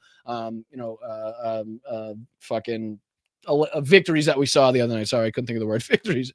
My apologies. So they have a lot that they should be calling out and trying to focus on as far as politically. And again, they're wrapped up so tightly in this ongoing battle between themselves that they don't have the time to pay attention to it. They don't have the time to devote to it. So check this out. I think your alarm's going off. Oh, I didn't notice. Shapiro's got a new video coming out. He'll be Can I just say that, one of my pet peeves is these, ridiculous one person trying to play two characters, talking to each other type TikTok bullshit videos. I just can't stand it. It's just so cringe. Every now and again, you'll get a good one, but it's just, more often than not, it's just horribly cringeworthy. To a conservative audience that spent the last 5 years strongly refusing to comply with intimidation tactics. And he'll be trying to intimidate them into joining the pro-Israel side of the conservative party. This is him saying that Ben Shapiro is coming out to try to intimidate people, coerce people into being part of the pro-Israel side of this faction, right? And then there's the anti-Israel side of the faction. And then there's the conspiracy theories with Charlie Kirk's murder that, Ben Shapiro has arguments with Candace Owens and people like Steven Crowder and people like Benny Johnson. They're all involved in this somehow. And it's just chef's kiss. Love it. Hit a like for the fucking MAGA feud. If you're not for me, hit the like for the MAGA feud. It's pretty gonna be successful. You enjoy that. I'm gonna go watch Tucker Carlson interview Candace Owens and Ian Carroll. I literally hate you. Oh yeah, and we didn't even mention Mark Levin. There's a couple other lesser known MAGA operatives that are involved in this, that if I said the name, I can't think of the guy's name at this moment, but if I said it, you'd probably recognize it, who's again just going hard at Tucker Carlson. It's funny to see. It really is. Again, we don't have to play this guy's intro, but I just want to play his quick first 2-second intro to what's going on, and then we'll move on to either Jesse Waters or the I've Hip ladies. Welcome back to the channel, everybody. And the MAGA cinematic universe continues to rage on with the Civil War, with Ben Shapiro taking even they're calling it the Civil War. So this isn't left-wing, progressive, liberal propaganda speak trying to fucking, blow people away with a thumbnail title. This is what they're calling it themselves, right? This is what they themselves are distinctly naming this fucking battle as a MAGA civil war, recognizing the different factions of MAGA that have now separated, right? Fucking Candace Owens trying to accrue her power. Ben Shapiro trying to get people and pull back to the other side. Everybody else picking sides of that fight. Tucker Carlson talking to Nick Fuentes is starting the whole fucking fight again. There's multiple different layers to this shit, and it's not going to be easy for them to stop this once this snowball started getting going. It's not going to be easy to stop. After L after L this week, and he took another one last night when Candace Owens put out a text message chain between her and Charlie Kirk showing that not only did Ben Shapiro hate Charlie Kirk's guts, he also tried to destroy his and Candace Owens' career. Seems like he's got a habit of trying to do that to people in the conservative movement. And for a guy who's on podcast tour talking about how evil Tucker Carlson and Candace Owens and Nick Fuentes are, calling them bad friends, turns out it looks like he's doing a lot of projecting. Now, so you can see here how they're trying to, pit one side against the other side. Here, fucking Candace Owens, like I said, did this video releasing some text messages she had with Charlie Kirk. I'm not sure if he dives into it in this video or if there's a picture of those text messages. Yeah, I think there is right here. Let's see. Is this the beginning of the conversation? Yeah, so this is her text with Charlie. You are bigger than Ben now. Walking into the White House yesterday, I realized that. I know he hates it. I think Charlie's in the blue. We have to treat him like noise. He wants you to punch down to him. He respects amongst movement and fighters is quite low. He's making his entire show with Joe Rogan this weekend about worshiping celebrities. Just think about that. It really means I just controlled his entire show. You got in his head, yes, which is terrific. That's wonderful. The Ben thing involves me more than he likes to admit. So basically, just going on to show that the relationship between these three, Ben Shapiro, Charlie Kirk, and Candace Owens, wasn't as strong as they would like you to believe. It goes on to say he knows Jon Snow. I'm not sure. Is that a reference to what's that show again? I didn't watch it. 100% he pisses him off. 2 reasons. You've always been a threat to him because you are smarter. And he is sending his incestuous brothers to go try and kill us. And he views you as responsible for me. It's worse. He views you as my slave. 100% control her is what he is really saying to me when he is called. Jesus Christ. So obviously, you can see the ongoing feud taking place here and people choosing sides. Candace Owens doing all the work right now to try to demolish MAGA in order to accrue power herself. Let's not fucking be tainted. Let's not be blindsided by this. Let's not say, let's not try to make it seem like she's doing this in some fucking graceful view that she just deems like it's necessary to do. No, she's trying to accrue power herself, and she's doing a damn good job at doing it, considering the views she's got, considering the fucking the live viewer base that she has on some of her podcasts. It's fucking nuts. It really is nuts. So we better watch out for that. But we also need to use the way in which she's attacking and blowing MAGA up, to our benefit at the same time. So it's a fine line that we have to walk, like I said earlier, but it's something that we need to continuously call out. But again, it's good to see other bigger platforms doing this as well. This is one of the, now should we do this one or should we, well, this kind of stays in line with what we've been talking about. So let's do this one. There's a couple of them here. We're only going to play a couple minutes. This is, again, from the I've Had It Ladies, talking about J.D. Vance, and again, this ongoing civil war that involves Usha Vance, JD's wife, and the racism that she's seen and the backlash that he's seen online from his own, constituency, from his own followers, his own, so-called fans. Just along the lines of Scott Bessent being called out for being gay by the MAGA base and not having any shame in really doing work, doing the deeds, the dirty deeds for the people that wouldn't, again, piss on him if he was on fire. So let's just play. I just want to play a second or two, a minute or two of this one. And then I want to go on to, again, this one, which, again, I love how they put MAGA Civil War in the title, highlighting what's going on. And this is talking about Trump hemorrhaging support. I think talking about his latest approval rating or lack thereof, and also what's going on with these ongoing feuds. So let's just dive into a couple minutes of this. And then I want to kind of, maybe we'll finish out with the Jesse Waters nonsense talking about Democrats, because it's too fun to talk about his fucking bullshit. He's just an absolute moron.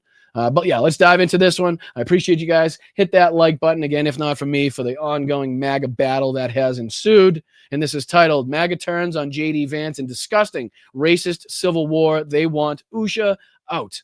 Let's just check this out. MAGA fancies itself a big tent party, a big tent full of racists that are now fighting over which groups they can be. And thank you guys. Thank you guys to everybody that's been contributing. I apologize. I've been focused on trying to talk about the clips and what I've been talking about. I haven't seen them go by in the chat, but I appreciate everybody that's been donating in the chat. That's amazing. Make sure you stick around to the end of the show so I can highlight, give you a shout out, make sure we recognize everybody financially contributing to the show in any way possible. So I appreciate you guys. But yeah, we're trying to get to 15K, Tiff. I appreciate you guys. Anybody that's not subscribed yet, go out, take a look. Even if you think you are, maybe you're not. If you're not, hit that subscribe button and help us get to 15K. I would appreciate it. Thanks, guys. Let's dive in. Just about and with groups that can't. That's what we're dealing with. That's the governing party. And they have fed this xenophobia and this tribalism and these culture wars forever. And now it is erupting. And there is an all-out civil war in MAGA, and it is delicious. Grab your popcorn and enjoy the show. And again, it's so critical to have larger platforms, larger creators, larger channels, larger accounts like this, prying these cracks open, making sure that people recognize that this isn't all hunky-dory, things aren't fucking peaches and cream over there, and that we have a real opportunity to interject our side, our bias, our policies, the facts that we have, the knowledge that we have about what is going on in the reality, the everyday lives of the American people, and use those platforms, use these fucking 1.5 million, subscriber platforms to get the message out there to say, hey, look, guess what's going on over there? While they're fucking distracted fighting themselves, this is our opportunity to continue to hammer away at the election results that we saw the other day. Let's feed off of this momentum. Let's fucking use the lack of airwaves, the airtime, the airspace that they're now using to combat or talk about lefties to our advantage, our abilities, right? And then, at the same time, continue to pry open the cracks and make these, throw a little gasoline on the fire, the flames, see if we can stoke the flames that is the MAGA civil war at the same time. And we'll be fucking killing two birds with one stone. I mean, that would be incredibly beneficial to us heading into midterms, heading into the general election, right? That would be huge. So let's just see. All right, Pumps. First up, we have Vivek Ramaswamy. And you know that Vivek is a huge MAGA supporter, and he endorsed Trump and is of Indian descent and is Hindu. So Kylie, pop this up. Vivek Ramaswamy says, end identity politics. So basically they're highlighting, and I'll get out of the way here so you can see the responses. They're highlighting the responses here. So, Vivek puts a post up that says, end identity politics. He gets a quote post saying, yeah, good luck. And then these fucking the comments on it, end foreigners in American politics. You got a better chance of an Indian finding a toilet. Get the fuck out of my country. Just the top three. Right. So again, the these people can't even themselves find people within the base that they support, that they're trying to represent, people that will actively support them and accept them into the community. Right. So no matter how much they give, no matter how much they fucking beg and crawl on their knees and support the dear Fuhrer, it's not going to matter because they're brown or they're black, right? Or their families immigrated here or whatever it may be. You'll never be accepted. Or you're gay, like Scott Bessent, right? I mean, you're just not going to be accepted. You can be used and you'll be abused, and in whatever way you can help the party, that'll be fucking, but you'll never receive any respect on the back end for it. So that's what they're highlighting here, which again, it just goes on with Usha Vance as well, which they talk about here, where this is J.D. Vance's biggest political problem in 2028. How on earth is he going to get the MAGA base to accept her? Right. And this has 15.4 million supposed views on Twitter here. How on earth is he going to get the MAGA base to accept her? And Pumps, as I showed you the hatred that Vivek got, nobody cared in the base because they fed breakfast, lunch, dinner, snacks to this rabid base. They fed racism to them for so many years now that it doesn't matter that Vivek identifies as MAGA. He's still not safe from racism. Right. And again, this is a whole different aspect to the MAGA battle, right? This is a whole different side of just what's going on in Israel, Epstein and Charlie Kirk's death. This is, people in the movement actually not recognizing how much hate they're getting from their own side. And that, when we on the left talk about how many racists and bigots are on the right, that we're not lying and that we have actual proof and that they see it on a day-to-day basis, but refuse to recognize it as well. It's crazy. And now people are identifying Usha as being a political liability for J.D. Vance. And I have to say, he feeds that narrative. He does. It's like she's a political liability. Well, I think because she's an Indian, she's of Indian descent. They're now talking about Usha being a political liability for J.D. Vance's political future. And again, this is coming strictly from the right, strictly from Republicans talking about this. His own supposed base, his own supposed fans calling him out for having, a wife that is too brown for them is basically what the hell is going on, right? And that just leads us into the next portion of this, which is, again, Trump's hemorrhaging support. And again, I love that they're calling this stuff out, talking about the MAGA Civil War, getting interesting here and getting people's attention on this as well.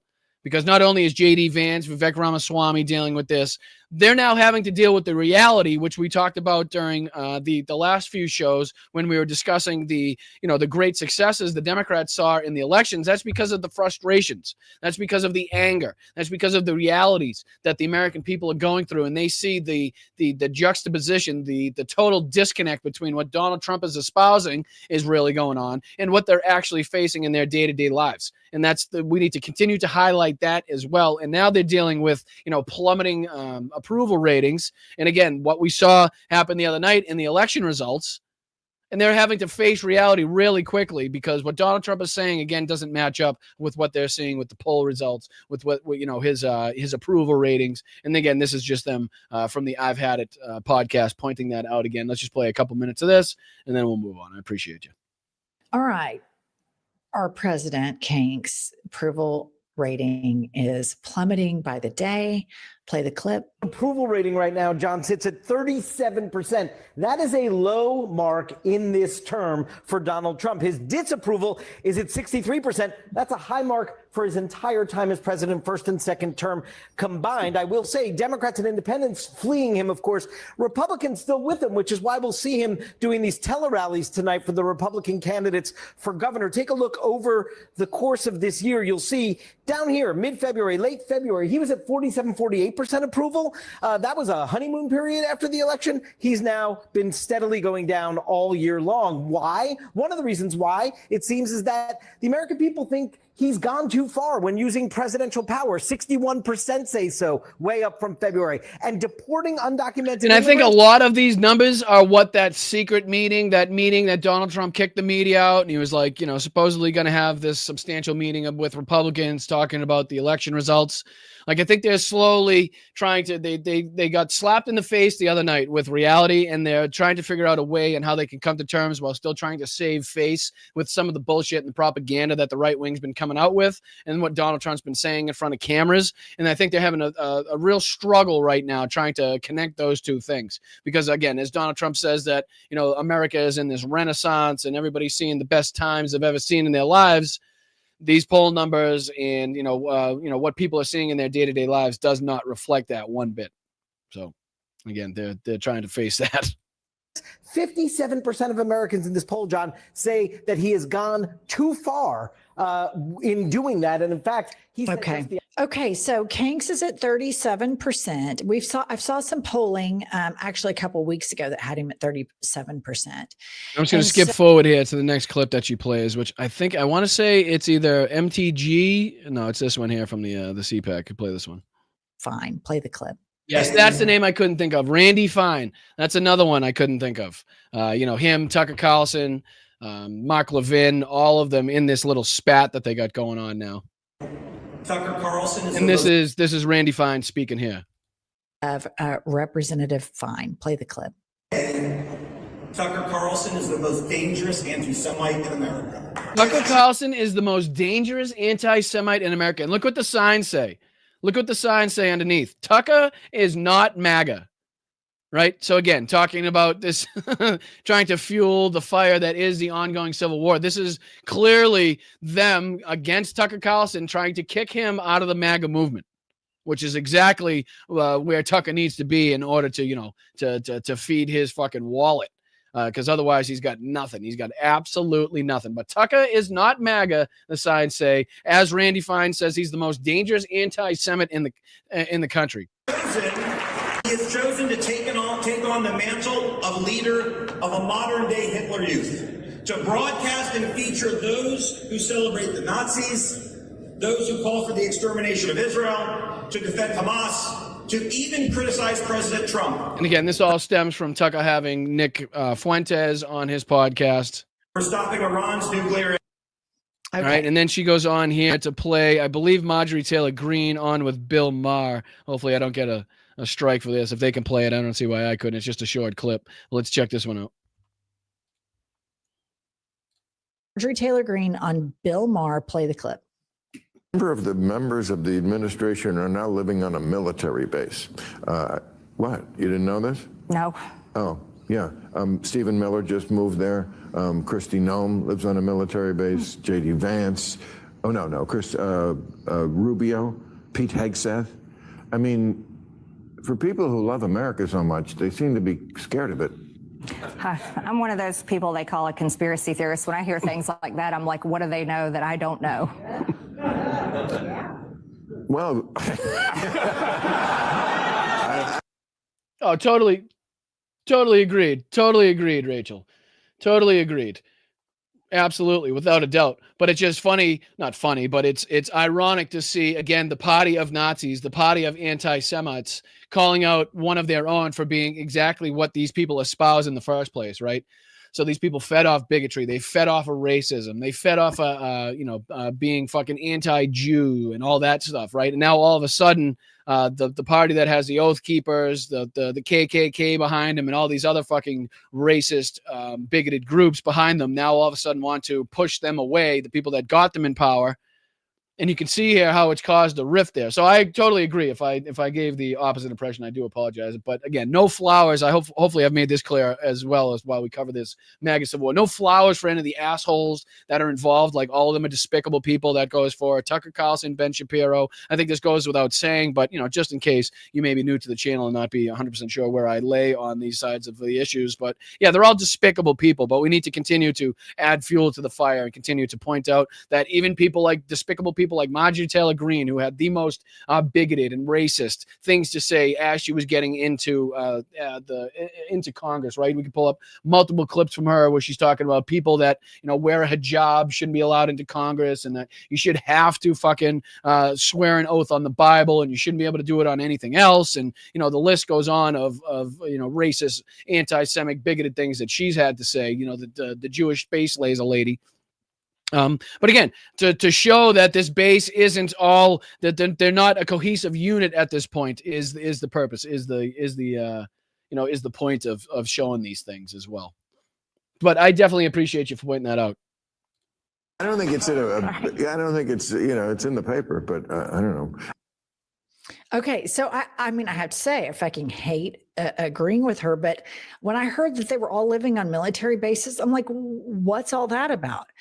But you guys, Marjorie Taylor Greene has, every single time she's in the news, she continues to find more and more daylight between herself and the MAGA movement. And again, we need to use that daylight. That daylight is the important part, right? Where she continues to come out and say, Donald Trump's basically lying to the American people, because she's been questioned a lot on the media rounds that she's been making. Well, Donald Trump says he's lowered the cost of this, that, and for the American people. And she's come out rightly and said, well, no, that's not true. I go to the grocery store and that's not what I'm seeing. I pay this, that, and the other, and that's not what I'm seeing. And we need to continue to make sure that, hey, the people in your coworkers, your friends, your family group say, listen, fucking even Marjorie Taylor Greene, the Jewish space laser lady, isn't buying Donald Trump's bullshit at this point, right? It's gotten so egregious. It's gotten so bad. He started lying so fucking outright to the American people. And the shit that he's doing is so dangerous that even Marjorie Taylor Greene isn't buying it anymore. That's the path that we need to take. That's kind of how we need to make sure people view this, right? Not giving her flowers, not saying that she's right. If anything, she's starting to see the light that we've seen the whole time, as opposed to, us agreeing with what she's saying, right? Like, she's starting to sound more like us than fucking, we have to say that we agree with what she's saying at this point. But yeah, just something that we need to continuously call out, and it's good to see these bigger platforms. We showed a Kyle Kulinski video Thursday talking about the ongoing civil war between these people. Now the I've Had It ladies with just as big a platform talking about it as well. It's good to see. It really is. So let me see if I can put this on the screen. We're going to call out Jesse Waters' bullshit for a little bit here, if you don't mind. A little sifting through the propaganda of the mainstream media, as we always do on this channel. Please make sure you hit that like button, subscribe to the channel. We're on our way to 15,000 subscribers here. We're on our way to 1,000 members as well, which are two huge milestones. I know it may not sound like much after watching channels that have 1 million subscribers, but it's a grind here. It's not easy. It's not an easy space to break into. So again, any growth is good growth, and I thank you guys so much for your continued help. But again, what do you say we call out some bullshit from the biggest propaganda channel on the planet, bar none? And again, the biggest fucking moron on that channel, Jesse Waters. We'll see how much we can get through. And then I think there's a couple other clips that I want to show. There's one here from Trump and Viktor Orban's meeting where they talk about Ukraine as well. So what do you say we just dive into a couple minutes of this, and then we'll see what other trouble we can get into. Thank you, guys. Thank you, Slacks. I see you in there, brother. Shout out to you, my man. All right, let's get Jessica Waters. I love it. All right, let's go. Choo-choo. Democrats just boarded the Commie Express. Oh, so obviously the freak out has not stopped yet since Zoran's victory. Clearly, they're leaning hard into this communist, which they cannot define, which they cannot find any of his policies that are, again, in any way reflect anything communist-like. But again, here we go. All aboard. I endorsed Mayor-elect Mondami myself. Sure. I congratulate him on his victory back in the primary, and I've endorsed him in the general election. But do you think your leader was... I'm all on board. Lefties stuffed Pelosi on a one-way charter back to Napa. And now they're all buying one-way tickets on the commie train. No one's missing Nance, though. Finally, something we can all agree on. Trump said we finally got rid of Nancy's stench. I was happy to see that a tremendous liability to this country, a woman that made herself rich in this country, Nancy Pelosi, has quit, and she'll be... She didn't quit. She retired. She said she's not going to be seeking re-election, correct?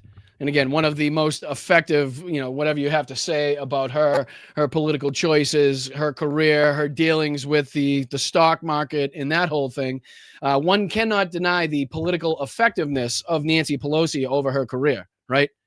Again, multiple things that I have and can call out. But one of those things is not just how effective she's been as a, not a political operative, but, as a politician in this country. So it's kind of ridiculous to say that she was a liability to the country at this point. Out of here pretty soon. And that I consider that to be a great asset for America, getting her out. Now that Pelosi's retiring to the villages, Democrats are hitching their wagons to Zoran. You mean the more increasing not Trump-like villages, the villages in Florida, you mean, that we've actively seen like active rallies against Donald Trump more and more increasingly, in recent memory? Is that villages? The one that used to have like the KKK golf cart parades with the fucking racist signs out in the open. But now when you hear about the villages, it's the last few times that I've heard about the villages, at least, it's about how the No Kings protest had infiltrated the villages. It's about how, the anti-Trump people have infiltrated the villages. So again, if you want to bring up the villages, we could do that too. Hakeem's hitchhiking in a sombrero, and Schumer's tied to the tracks getting run over. Chuck Schumer was afraid to. This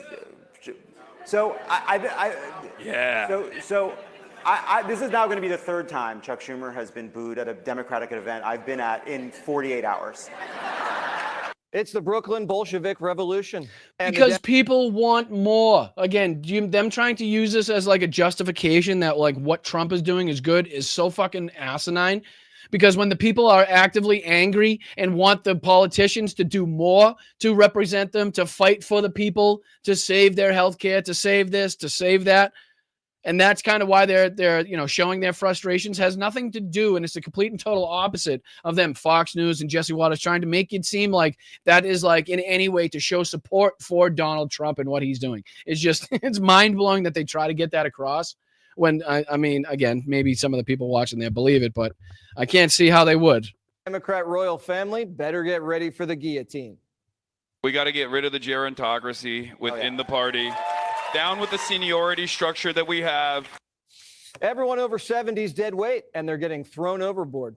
And if you were born in a... So I'm sorry. So she's saying that she's going to retire herself is now considered being thrown overboard. And as much as I'm happy to see like new blood and fresher faces and younger people representing, what's going on in this country and in the Democratic Party, absolutely. Like one cannot say that she was like physically removed, right? When somebody actively says that she's going to retire because of a long-lasting career, because of, I don't know, maybe ongoing health issues, maybe her age at this point, I mean, I'm just saying it's not like one was actively shown the door by the Democratic Party.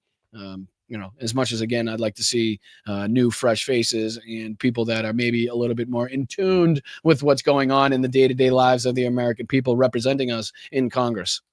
Foreign country, you get to ride in the front. Do you have any plans to retire?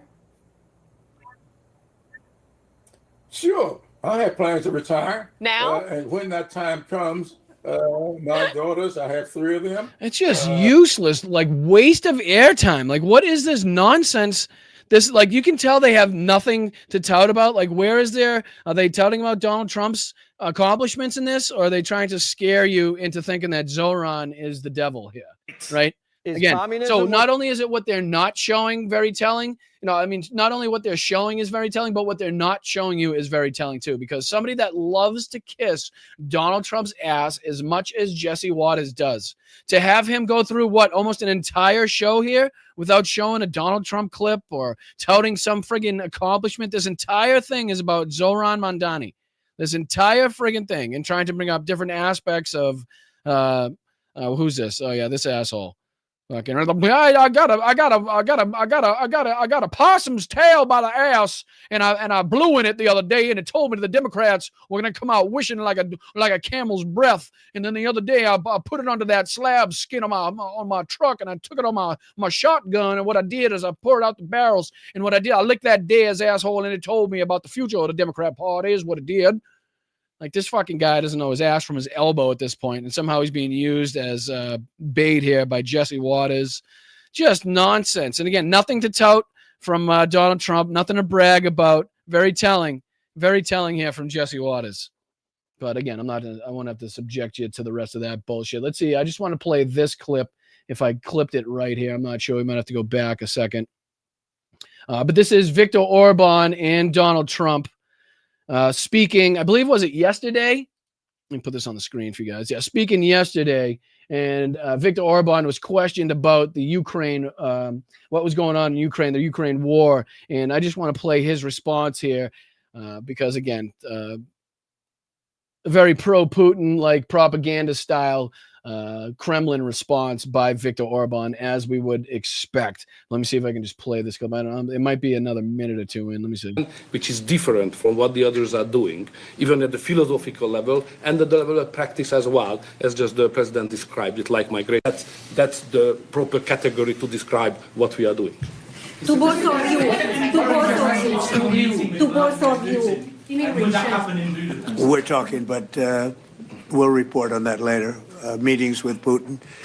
We were talking about that with Victor. He understands Putin and knows him very well. And I feel that, I mean, I'm going to let you say what you think, but I think that Victor feels we're going to get that war ended in the not too distant future. Victor, do you want to talk about that? Well, I'm strongly convinced. So the question is whether we Westerners are unified or not. The problem is that the president has huge peace efforts, which are just splendid and very positive for the European continent and all the peoples of Europe. But at the same time, we are not unified because Brussels and the Europeans have a different approach to the war. So the only pro-peace government is the United States government and the small Hungary in Europe anyway. All the other governments prefer to continue the war because many of them think that Ukraine can win on the front line, which is a misunderstanding of the situation. So you see how he just put that? So he says it's a misunderstanding of the situation to think that Ukraine could win on the front lines, right? So again, this whole, Russian propaganda line saying that it's ridiculous to think that we can go back to the 91 borders. It's ridiculous to think that Ukraine has the military power to win this battle against Russia. Like, there's so much of an overwhelming force Russia is. Like, that's the line of propaganda we're hearing here, because now he's saying that the United States talking about how Ukraine can't win and Hungary talking about how Ukraine can't win are the only pro-peace countries, and the rest of NATO and the European Union only want to continue war because they're disillusioned in believing that Ukraine actually has a chance to defeat Russia. Again, it's mind-blowing that people don't recognize the ability that Ukraine has, not only to win this war, but also to protect the rest of the rest of Europe against the Russian horde. Like, after how much they've shown, how much they've fucking resisted, how much they've combated, and how difficult a struggle this has been for Russia this entire time, when it was supposed to have been a 72-hour operation. A 72-hour operation now going on, what, the fourth year?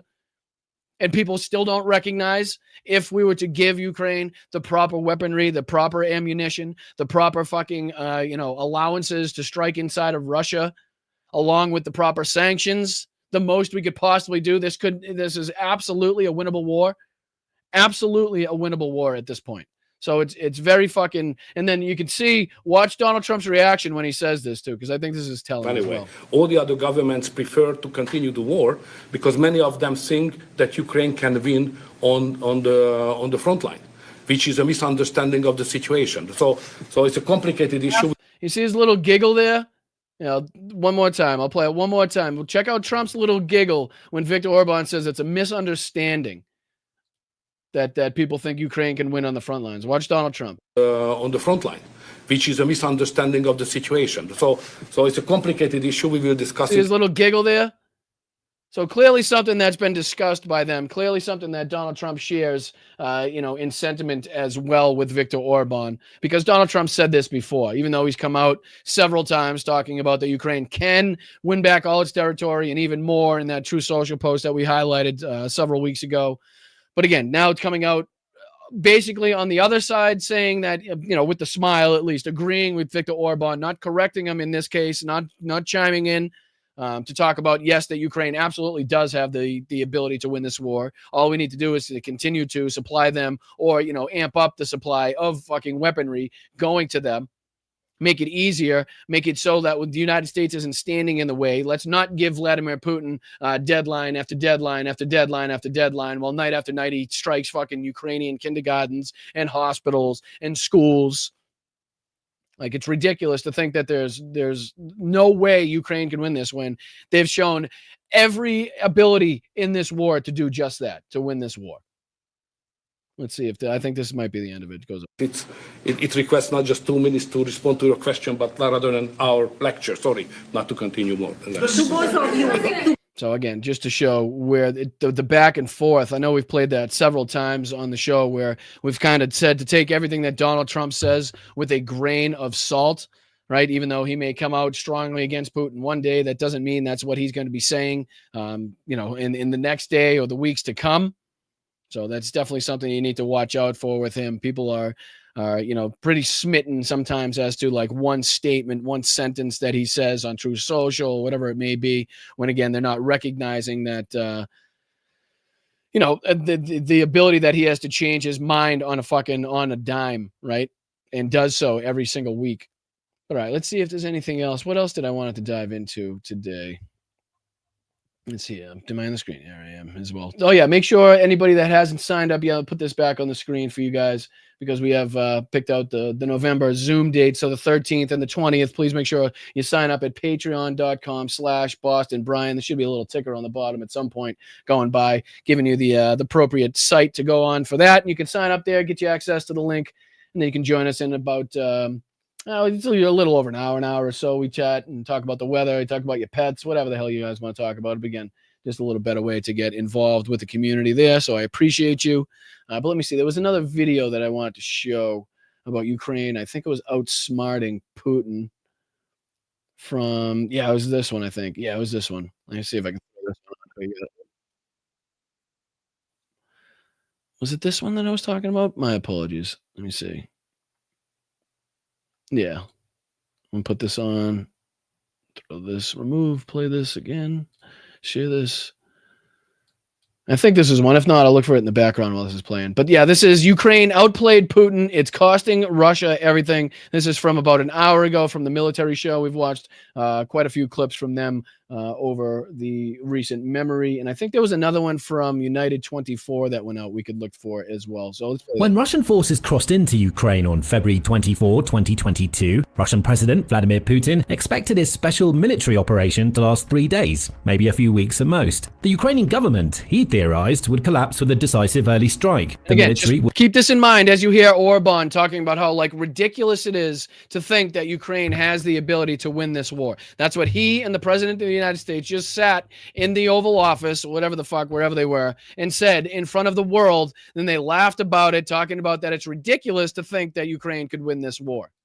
would surrender, and Russian flags would fly over Kyiv before NATO could even respond. Game, set, match. But 3.5 years later, Ukraine not only survived the initial onslaught, but it's systematically dismantling what was supposed to be the world's second most powerful military. And it's costing Russia everything. So let's look at how Ukraine outplayed Putin at nearly every turn, and the heavy toll Russia is about to pay. Now, when we look back at the start of the invasion, Putin's plan was pulled straight from Russian classic military textbooks, a move that turned out to be Ukraine's greatest advantage. Ukraine had spent decades as part of the Soviet Union, so Ukrainian commanders knew exactly how Russia operated, and on day one of the invasion, they used that knowledge to deliver a devastating blow. The Battle of Hostomel Airport should have been Russia's triumph. The strategy was simple and elegant. Between 200 and 300 Russian paratroopers on 34 helicopters would swoop in to capture the airport just miles from Kyiv. Russia would then use Kyiv's airport to create an air tunnel to funnel troops directly into the capital. It was the same playbook Russia had used successfully in Czechoslovakia in 1968, Afghanistan in 1979, and even Crimea in 2014. But Ukraine was ready. Instead of an empty airport... Yeah, this is just kind of giving a quick rundown, a quick update of what we saw take place at the beginning of the war and how Ukraine immediately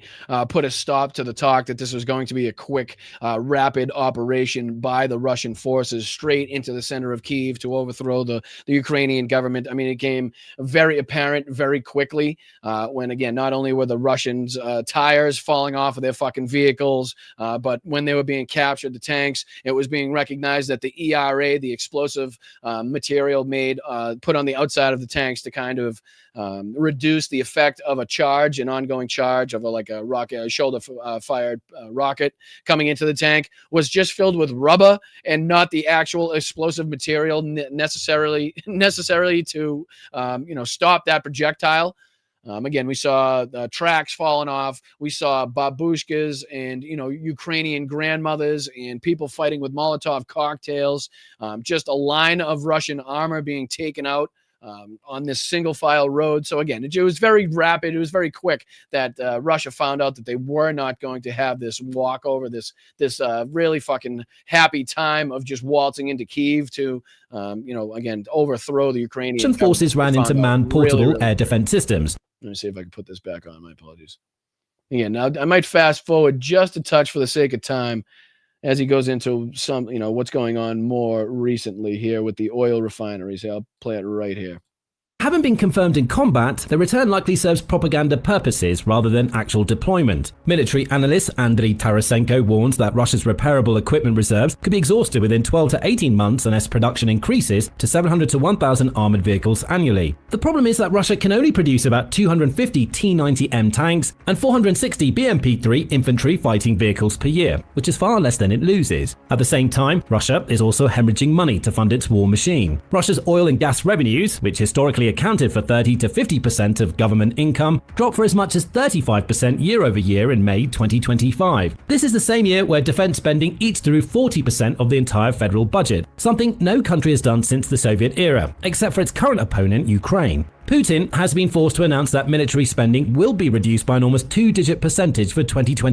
Wow, two-digit percentage for 2026 is huge, especially on top of the ongoing oil refinery crisis.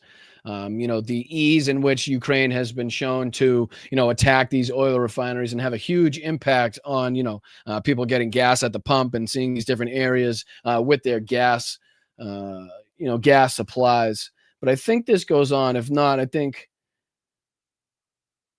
this goes on. Yeah, to talk about right here. Yeah, here we go.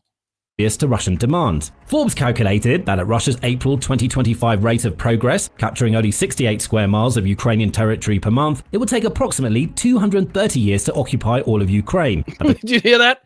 At the rate at which the Russian fucking military is gaining territory, it would take 230 years to occupy the entirety of Ukraine.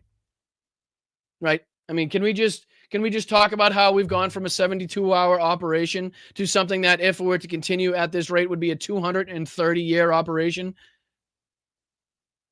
Which is just goes to show the resilience of the Ukrainian people, of the Ukrainian military, and how if they were just to have and be afforded the weaponry and the technology to defeat this army, that they have all the capabilities and the resources to do so, as far as willpower loyalty to their country, ability to fight, willingness to fight. But again, we should all, it kind of all goes back to this at some point. It all feeds back to this at some point, ladies and gentlemen. This is what I want you to get across to, again, your friends, your family, your coworkers, the pictures of Donald Trump's exorbitant fucking golden ballrooms. Show them the Daily Beast articles of Trump throwing decadent opera and truffle rages with, crab legs and half-naked women dancing in pools. Again, as you guys struggle mightily to put food on the table, to put gas in the tank, to pay your insurance, to pay your rent, to pay your mortgage.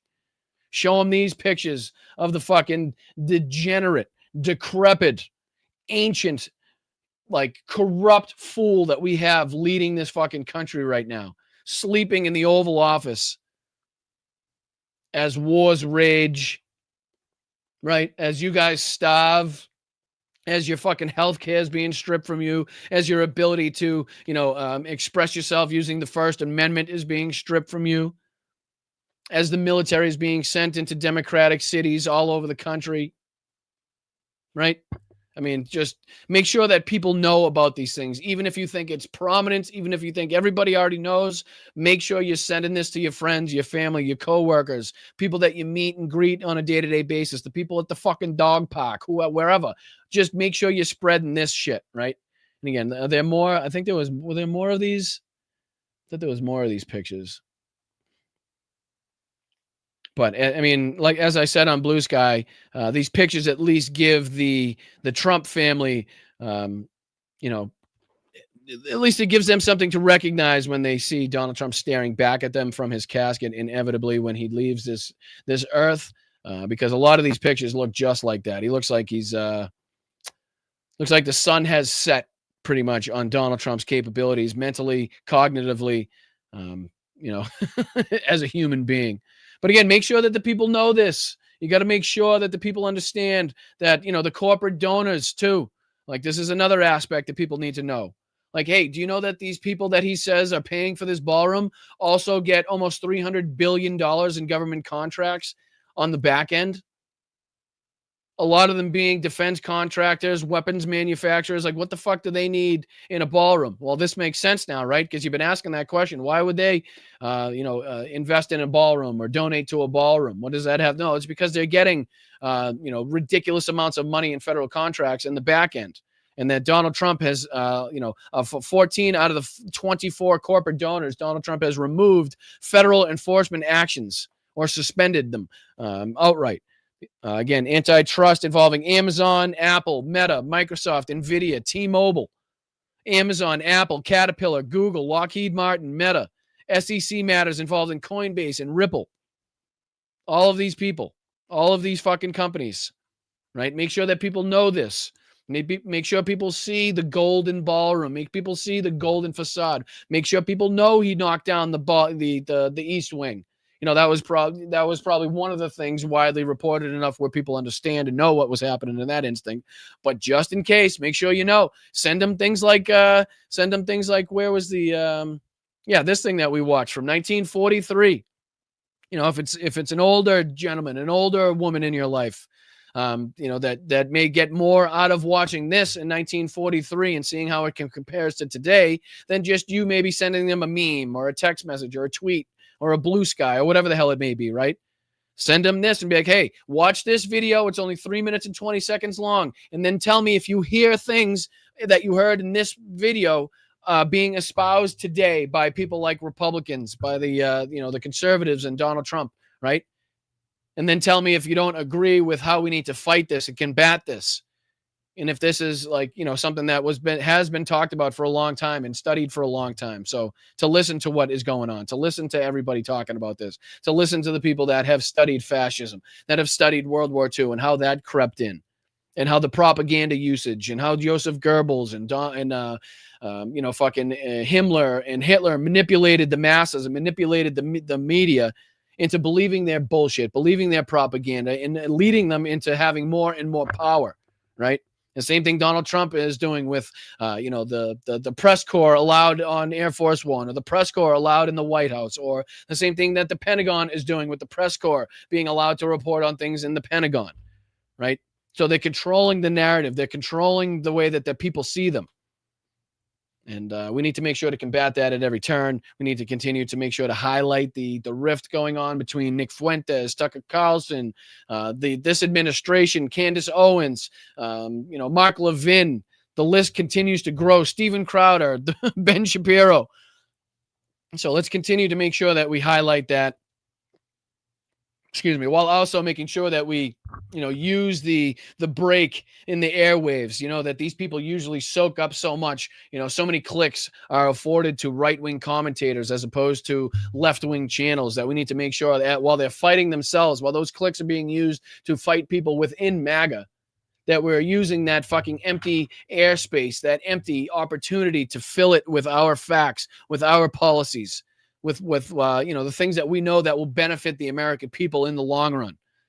Medicare for all. Let's make sure that we get fucking and fix the homeless crisis. Let's make sure we fix the housing crisis. Let's make sure we get our veterans taken care of and off the streets.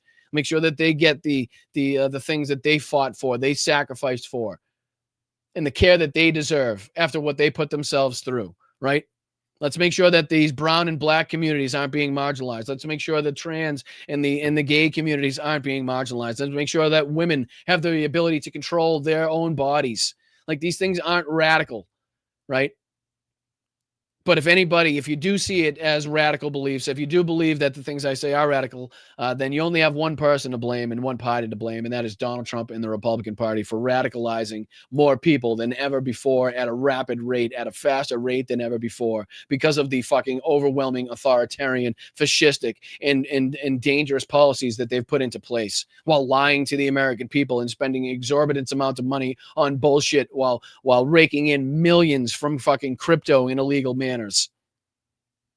So again, let's make sure that people understand. Let's get into highlighting and thanking some people here for their kind and generous contributions to the show. Thank you so much to Machine Tool right off the bat. What an incredible guy. What an incredible guy. But let's get into the Venmos here, see if anybody was kind enough to send over $1 or $2. I appreciate each and every one of you, no matter how much you send in, regardless if you just like or share or subscribe as well. You guys just all do your part. Everybody plays a role, just like in today's politics, regardless of where you are in the country, regardless of what your beliefs are. You all play a role. You all have the ability to get this information out there, share the show, share shows like this. So make sure you're doing your part. So Jenny Faye, thank you so much for your kind and generous contributions here on the old Venmos. Thank you to Jim. Thank you to Nancy. Thank you, Peter. Thank you, Kathy. And thank you, Robert, as well. Brian, Karen, and Damon, you guys are amazing. Let's get into thanking some people here on the old YouTubes. Very much appreciate you guys for sticking around and waiting so I can highlight and, appreciate all of you guys. Sometimes, again, like I said, it sneaks by during the show and I don't get to see it. And I know sometimes that can be frustrating, but again, I always say stick around to the end. And as I do, I'll make sure to highlight it. And thank you guys. First off, Greg, let's go, brother. Appreciate you and your 5 gifted memberships. I appreciate that. Every gifted membership should be being thanked by that person receiving it, if not by everybody in the chat, to make sure that we recognize and highlight everybody, making sure this show continues to run. That goes for Wes. Thank you so much, Wes. I appreciate you, brother. Appreciate the instructions there. Boston, Mary, let's go.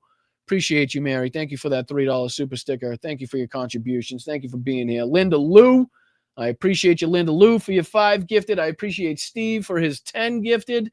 Corey for becoming a new member. Jay Nosowich for becoming, for the $5 donation there. Slava Ukraini. Heroyam Slava, right back to you, my friend. You guys are amazing. Linda, Steve, Corey, Jay, I appreciate you. Machine Tool for the 10 gifted. You guys are fucking amazing. Right there, that's 10, 20, 25, 30 gifted memberships. And again, I just would say that if you find yourself getting a gifted membership from somebody as amazing as Machine Tool or Linda Lou or Steve or anybody else in the chat, that, you kind of are, aware of when that month runs out. And if you find yourself coming back and in the ability to, re-up on that membership, to think about doing so. because a lot of the times when we get great people like this donating a ton of gifted memberships, it goes up, but then at the same time, they kind of run out and it goes down. So we see this huge fluctuation. So I would just kind of, ask if you do get a gifted membership and you do find yourself using and liking the show and using that membership, that, when it runs out, to think about re-upping on that. That's all. So I appreciate you guys. Thank you so much. Like I said, Linda Lou, Steve, Corey, Jay, Boston Mary, Wes, Greg, JD, Machine Tool again for the 50 fucking memberships is so huge. That is amazing. Like, thank you so much. I appreciate you so much. I can't tell you what a big boost that is for the channel. When people see that, when YouTube sees that, it goes a long way, not only in the algorithm, but obviously with, people in the chat as well. So thank you, Machine Tool, for everything you do, not only in this chat, but, abroad and, on the humanitarian side of things. So we appreciate you. We recognize you. That goes for JD as well. Special bonus for the trolls, boosting the algorithm and wasting their time. I feel like we've had a few more trolls lately, which is a good sign. I will add. Seeing trolls in the chat is a very good sign. When you start seeing no trolls and no other people filtering in, that means that YouTube's probably not pushing it out there to people that haven't seen the show before. So when you do get new trolls in there, that means that YouTube's pushing it out to people that haven't seen the show before, which is a very good sign. So make sure we're treating them right. Make sure we're accommodating them properly. Like I said, as long as they're not being violent, bigoted, hateful, racist, then they all have their place. And we can have and engage in debate and, get our opinions out there at the same time, in the same place. Again, as long as they're not crossing the line, I have always instructed my mods and stuff to let them do their thing. As long as they're not harassing or, again, being violent or bigoted or racist, then, they have just as much right to be here as everybody else does. And they have just as much right to learn from the things that we're talking about here as everybody else does too. So I appreciate you, JD. Thank you so much, Machine Tool, for your 60 gifted memberships. That's amazing. I just fucking can't thank you enough. Maz the Martian, let's go. Hey, Brian, hope you've been well. Just lost my dad last month, a week before my birthday. I'm doing a charity fundraiser tonight for Feeding America. Again, Maz, we are so sorry from not only me, but everybody here at Blunt Politics for your loss. And again, happy birthday to you. I know that's, not as a bright note as it was supposed to be, but, again, I would be remiss without saying happy birthday. And if I missed it, I hope it went by in the chat where people got to see where that fundraiser is. So if you're in the financial position to do so and help some other people out, I'd love to be responsible for getting people together and giving people an opportunity to do that. So Mars, sorry for your loss. Happy birthday. And I hope you do very well with your fundraiser tonight. I hope it goes to, the right places, and I hope I hope it's beneficial to everybody involved. So thank you. I very much appreciate it. Thank you, Babyface, for the 5. Thanks, Brian. We need your voice right now. I appreciate you. And again, we need your voices right now.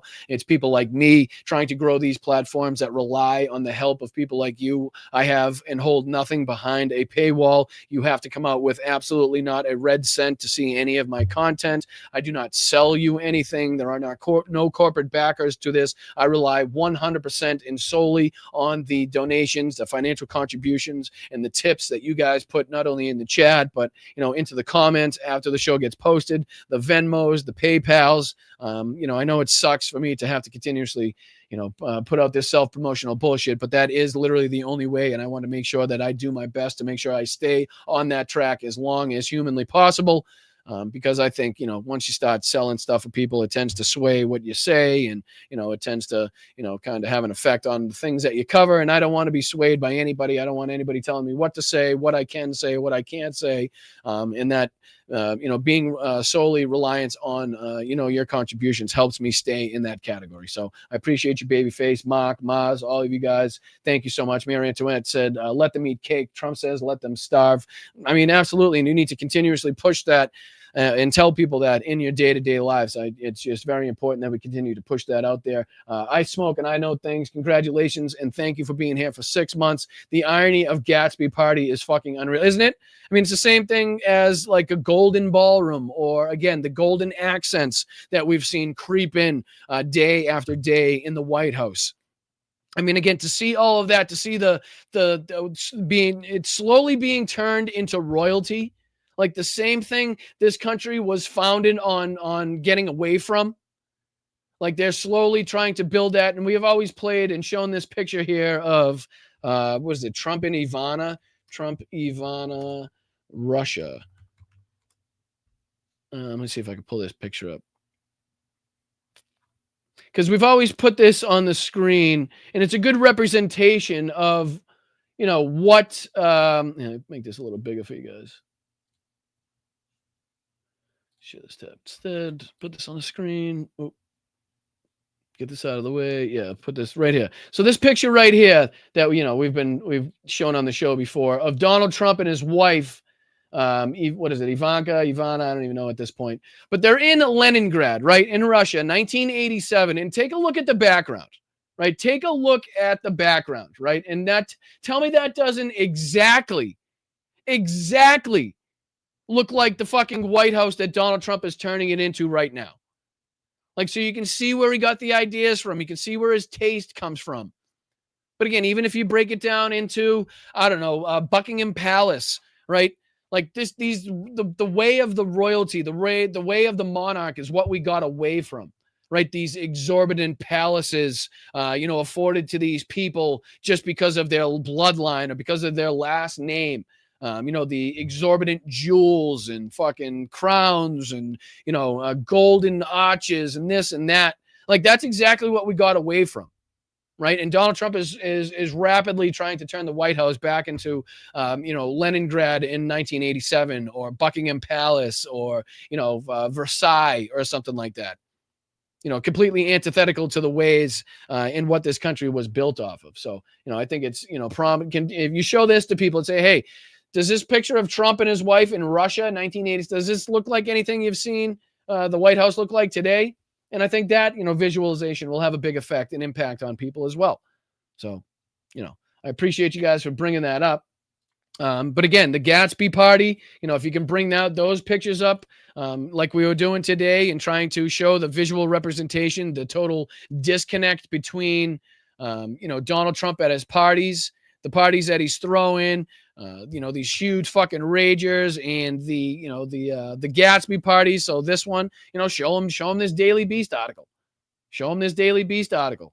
Or show him another article just like it. Make sure you should go through all the pictures. Say, hey, does this look like somebody that cares about spending at this moment where the government shut down for the longest period of time in U.S. history? Does this look like somebody that cares about, potential millions of Americans going without the necessary food benefits to put food on the table? Does this look like somebody that cares that, 20 plus million Americans could potentially lose their fucking health care, or that he's given Vladimir Putin an ample amount of time to kill thousands of Ukrainians? Like, does this look like somebody that cares that you're now paying more than you ever have at the pump or for insurance or at the grocery store? Because that's not what it looks like to me. And show these articles, show the pictures of Trump at Mar-a-Lago, right? So you could I'll just type in Gatsby here, and I'm sure we could pull up any one of a number of pictures. And I'll type in party, Gatsby party. Ready? So you can share this instead. Here you go. This is all you got to show. This is all you got to show. Does this look cares about spending? Right? Cares about how much you're struggling? Does this look like a group of people that, the ultra rich, the ultra wealthy that have raked in billions in contracts from the government? Does this look like, again, this is the one that I was talking about? Right? I mean, what in the fuck kind of sideshow freak shit is this? Right? I mean, it doesn't take much to show people like the golden, how ridiculous this is, right? How antithetical this is optically to what's going on and people are facing in reality, what the farmers are going through. Do you have people, if you live in a rural area and you have people that own farms, show them this shit. Hey, as they're sending 40 billion. Oh yeah, there was another one too. Let me see if I can, there was another one too. Let me see if I can put this on the screen, because wasn't Malay just at Mar-a-Lago dancing after he got his 40 billion? I think he was just at Mar-a-Lago too. Let me see. I think he was just at one of these parties. Yeah, here you go. There you go. Let's see if there's one of them, because I thought I saw one of them dancing there. Yeah, there you go. There you go. Put this on the screen for you guys. Here's Javier Milei, again, after receiving $40 billion, dancing an absolute moron at Mar-a-Lago. There he is. They're having a grand old time. Why wouldn't you if you just got $40 billion of America's money? All right? So this is what's going on. Again, the farmers should really love to see him celebrating with the guy that just got $40 billion after they've been decimated by Trump's tariffs and Trump's fucking farming policies, or lack thereof, I should say.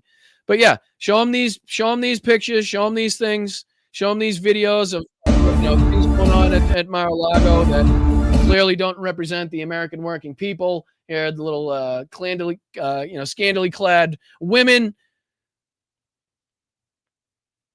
dancing around, again, fucking high profile, really rich people dining on caviar, crab legs in a golden ballroom. I mean, again, this should do wonders in giving people a visualization of what we're talking about here in these political shows, these political podcasts. And again, those are just a couple of the pictures, a million of them that you could find as people are in bread lines, as people are in food lines at food banks. You got on the left, Donald Trump's parties. Yeah, and then on the right, Americans at food banks. So again, not a better juxtaposition I could think of, to kind of, and here's Donald Trump yucking it up. But what do you say let's go to the Trump sleeping. Trump sleeping. Yeah, there he is. There's he's partying so much, can't keep his eyes open in the Oval Office. But here's the pictures. Here's the pictures. This is what his family's going to see staring back at the casket. Can't even keep them open, ladies and gentlemen. Look at this one. Just like, is it over yet? Good grief. All right. I know I'm over time. I can continue to do that all day. But, you guys are 100% right. But we need to continuously make sure that people that we may assume are as politically active, as politically involved, as politically informed as we are, because we sift through this bullshit every single day, 4 times a week, live here on Blunt Politics. Not to mention the shorts and the other videos that we dive through as well. But yeah, I mean, it's just unbelievable.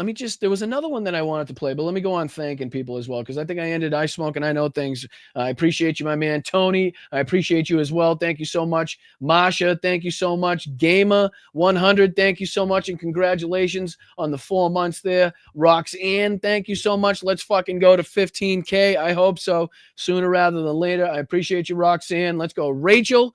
Tucker Carlson is a dangerous anti-Semite. You're 100% right. Slacks in there. I knew I saw you in there, Slacks. As always, love to you, Mel, Dungaree Dog, Logan. Love to all the Bryantologists. And thank you in advance for all your kind greetings. Appreciate you. Heroyam Slave, as always, OG. Thank you so much for your kindness. Thank you again, Rachel. Markey deserves to retire, but not for Molten. Right. I mean, yeah, right. You're 100% right. And again, I think that was pertaining to or Nancy Pelosi conversation, if I'm not mistaken. But thank you so much, Rachel. Thank you, Mama Brooke, as well. Thank you, Brian, for spending your Sunday educating and entertaining us. Thanks to all the mods, too. Absolutely. Thank you to all the mods for keeping this place a safe place for people to, again, engage in their ideology, their opinions, the healthy debate in the chat. And thank you, Mama Brooke, for the recognition and your kind words. I very much appreciate you and your contributions. Thank you, Mark G, as well. Support candidates that are not MAGA. Absolutely. Makes sense. Ruben, thank you so much for the 5. Great show today. Appreciate you, my man. Shout out to JD as well for the 7. Choir boy bonus. Very little cussing today. I don't know. I felt like I was letting him rip. But I appreciate you, JD. I appreciate that. Thank you, Jorge. 1 year, brother. Let's fucking go, dude. Let's go. Thank you so much for your contributions. Thank you so much for your loyalty, Jorge. We really appreciate you here, my man. Thank you, Susie. That goes for you as well. Shout out to you. Almost a year. Right back at you, Susie. Thank you so much. You'll get there. You'll be there before you know it. And we'll be celebrating with a little champagne. Thank you, Yakov. Congratulations on being here for 10 months, community. Let's fucking go. Keep going, Brian. Keeps us going. I hope so, because you guys are just, on the flip side, other thing that keeps me going as well. So thank you, Yakov. Thank you, Ruben. Again, eat the rich. Hashtag eat the rich.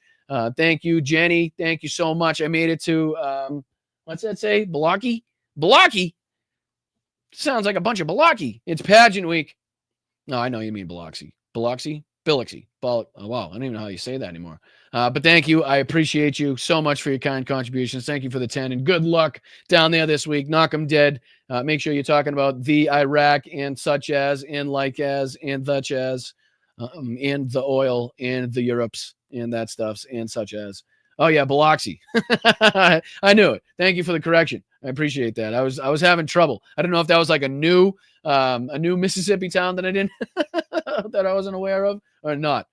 But I appreciate you and good luck down there. And thank you, rounding it out to Michael. Ruben, thank you so much. The grift continues at Mar-a-Lago. And again, that's what we need to continue to show people is how bad this guy is grifting, how much he doesn't care about the American people, what he's doing, and, golfing and raking up fucking hundreds of millions in his crypto. Giving and handing out corporate, federal funding to all of his buddies there to the tune of $300 billion. We need to make sure that we continuously highlight for this for people. And I appreciate you being here and, giving me the opportunity. Thank you to everybody new that is watching for the first time. If you like what you're hearing, if you like what you're seeing, please make sure you hit that like button. Please make sure you subscribe to the channel. Again, thank you. Big, huge thank you to Jesse Dollamore for, sending some people my way, people he may think would enjoy this podcast. And hopefully you did. And thank you once again to the OGs here. As always, you guys know who you are, who keep this channel running. Thank you to everybody that even throws a tip on the video after it's posted. Thank you to all the Patreon members. Thank you to the YouTube members. You guys are the backbone of this community, and I can't thank you enough for it. I really can't. So I will see you guys Tuesday, as I always do for the Tuesday show. Make sure you hit that like button on the way out. Subscribe to the channel. Make sure you're supporting other independent creators as well. If I do not give you the most bang for your buck, the most value for your entertainment, for your information, for your humor, then make sure you're supporting the creator that does, because it's very important nowadays that we highlight and build up and support independent creators that are trying to sift through the bullshit of the mainstream media. Because it's becoming more increasingly evident that that's how we're going to move forward in this fight, and that we cannot rely upon the corporate sponsors, the corporate backers of the mainstream media, because they have their own agenda that does not align with the American people's. And we just can't have that. So I'll see you Tuesday. Thank you, mods. Thank you, everybody. Let's hit 15,000 subscribers and make sure everybody send in love continuously to our buddy Hal Sparks. Make sure that he knows that we're always thinking about him. We're on his side. And if he needs anything, we're right there for him, especially here at Blunt Politics as he's going through his difficult time with his family. I'm very appreciative for all of you guys. Thank you very much for your kind contributions, whether it be on Venmo, PayPal, patreon.com, or signing up as a member here on YouTube. I can't tell you how much it means and how much it helps the channel. So I'll see you guys Tuesday. Thank you so much for everything you do. Thank you so much for your passion, your fight. Make sure you're getting out of your seat, into your street. Make sure you find your nearest protest, find your nearest rally, and make sure you're spreading this awareness to everybody, coworkers, friends, family that are not as politically involved. But make sure you keep your head on a swivel out there. Make sure you're staying safe. Until next time, until Tuesday, I'm Boston Brian. This is Blunt Politics. Please hit that like on the way out and make sure that we're using this momentum, using this airtime that the right has afforded us while they're fighting with themselves to our benefit. Make sure we're getting our word out there, our policies out there, our candidates out there. And again, using this momentum going into midterms. I appreciate you guys. Keep kicking ass, and I will see you Tuesday. All right. I appreciate it. Peace.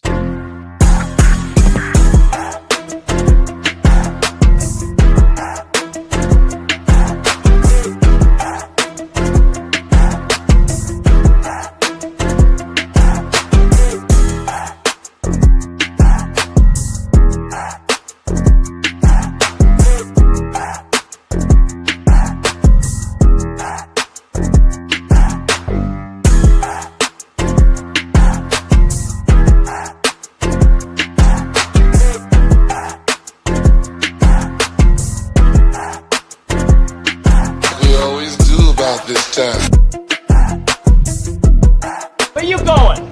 Nowhere. It feels so lovely to be here tonight. What a beautiful, give yourself a round of applause. You're so lovely. Everyone's so lovely.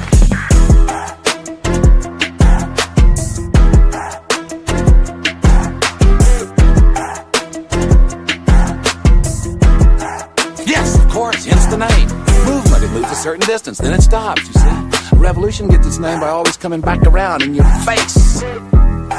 You tried to kill me, you son of a bitch. So welcome to the revolution.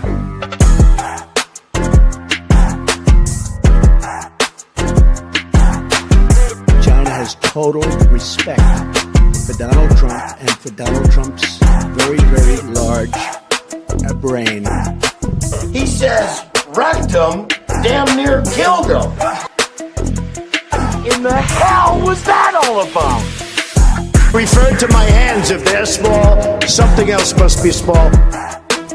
Hey, you got a little chubby going there.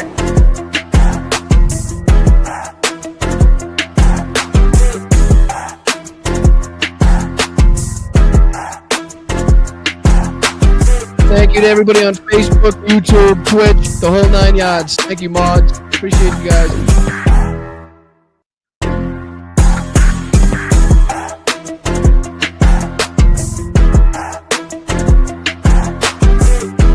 They're just getting acclimated. You know what that means, acclimated?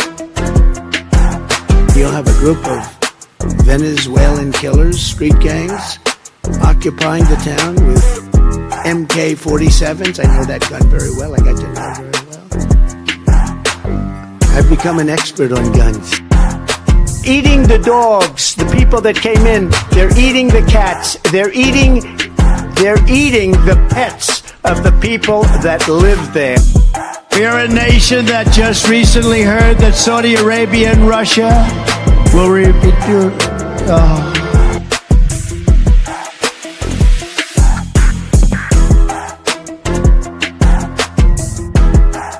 This week it was reported that an illegal thing, and you just look at this, what's happening.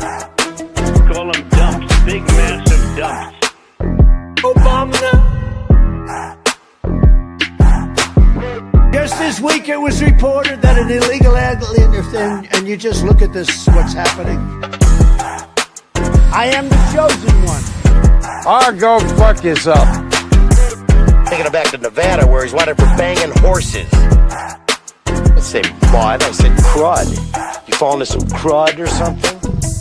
How do you lie to the FBI and now you're running for president?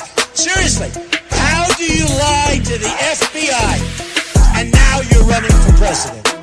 Gettysburg, what an unbelievable battle that was. The Battle of Gettysburg, what an unbelievable, I mean, it was so much and so interesting and so vicious and horrible and so beautiful in so many different ways. It represented such a big portion of the success of this country. Gettysburg, wow. I go to Gettysburg, Pennsylvania to look and to watch. Yesterday was a hard word for me. What uranium is, right? It's a thing called nuclear weapons and other things. Like lots of things are done with uranium, including some bad things. I'm just an average guy who read public documents where the elite said they were going to enslave us and destroy America. And I'm not going to be like yuppies come and deny the threat to my country. I'm going to fight back. Is there anything worse than white people? White people are a mortal danger to you and your loved ones. Man, I ain't falling for no banana in my tailpipe. My superpower is being honest. I will eat my neighbors. Cacophony, a crescendo, a finale, a coup de grace. I mean, they've been conserved since the time of lobsters, right? There weren't trees around when lobsters first manifested themselves on the planet. Gavin Newsom is going to sign those papers, and if he doesn't sign those papers, we won't give him money to put out all his fires. And if we don't give him the money to put out his fires, he's got problems. He's a lousy governor. Our army manned the air. It ran the ramparts. It took over the airports. It did everything it had to do.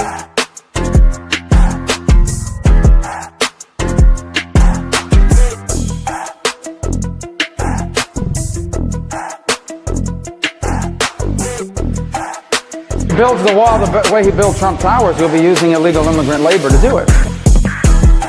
The big, fat, sloppy United States.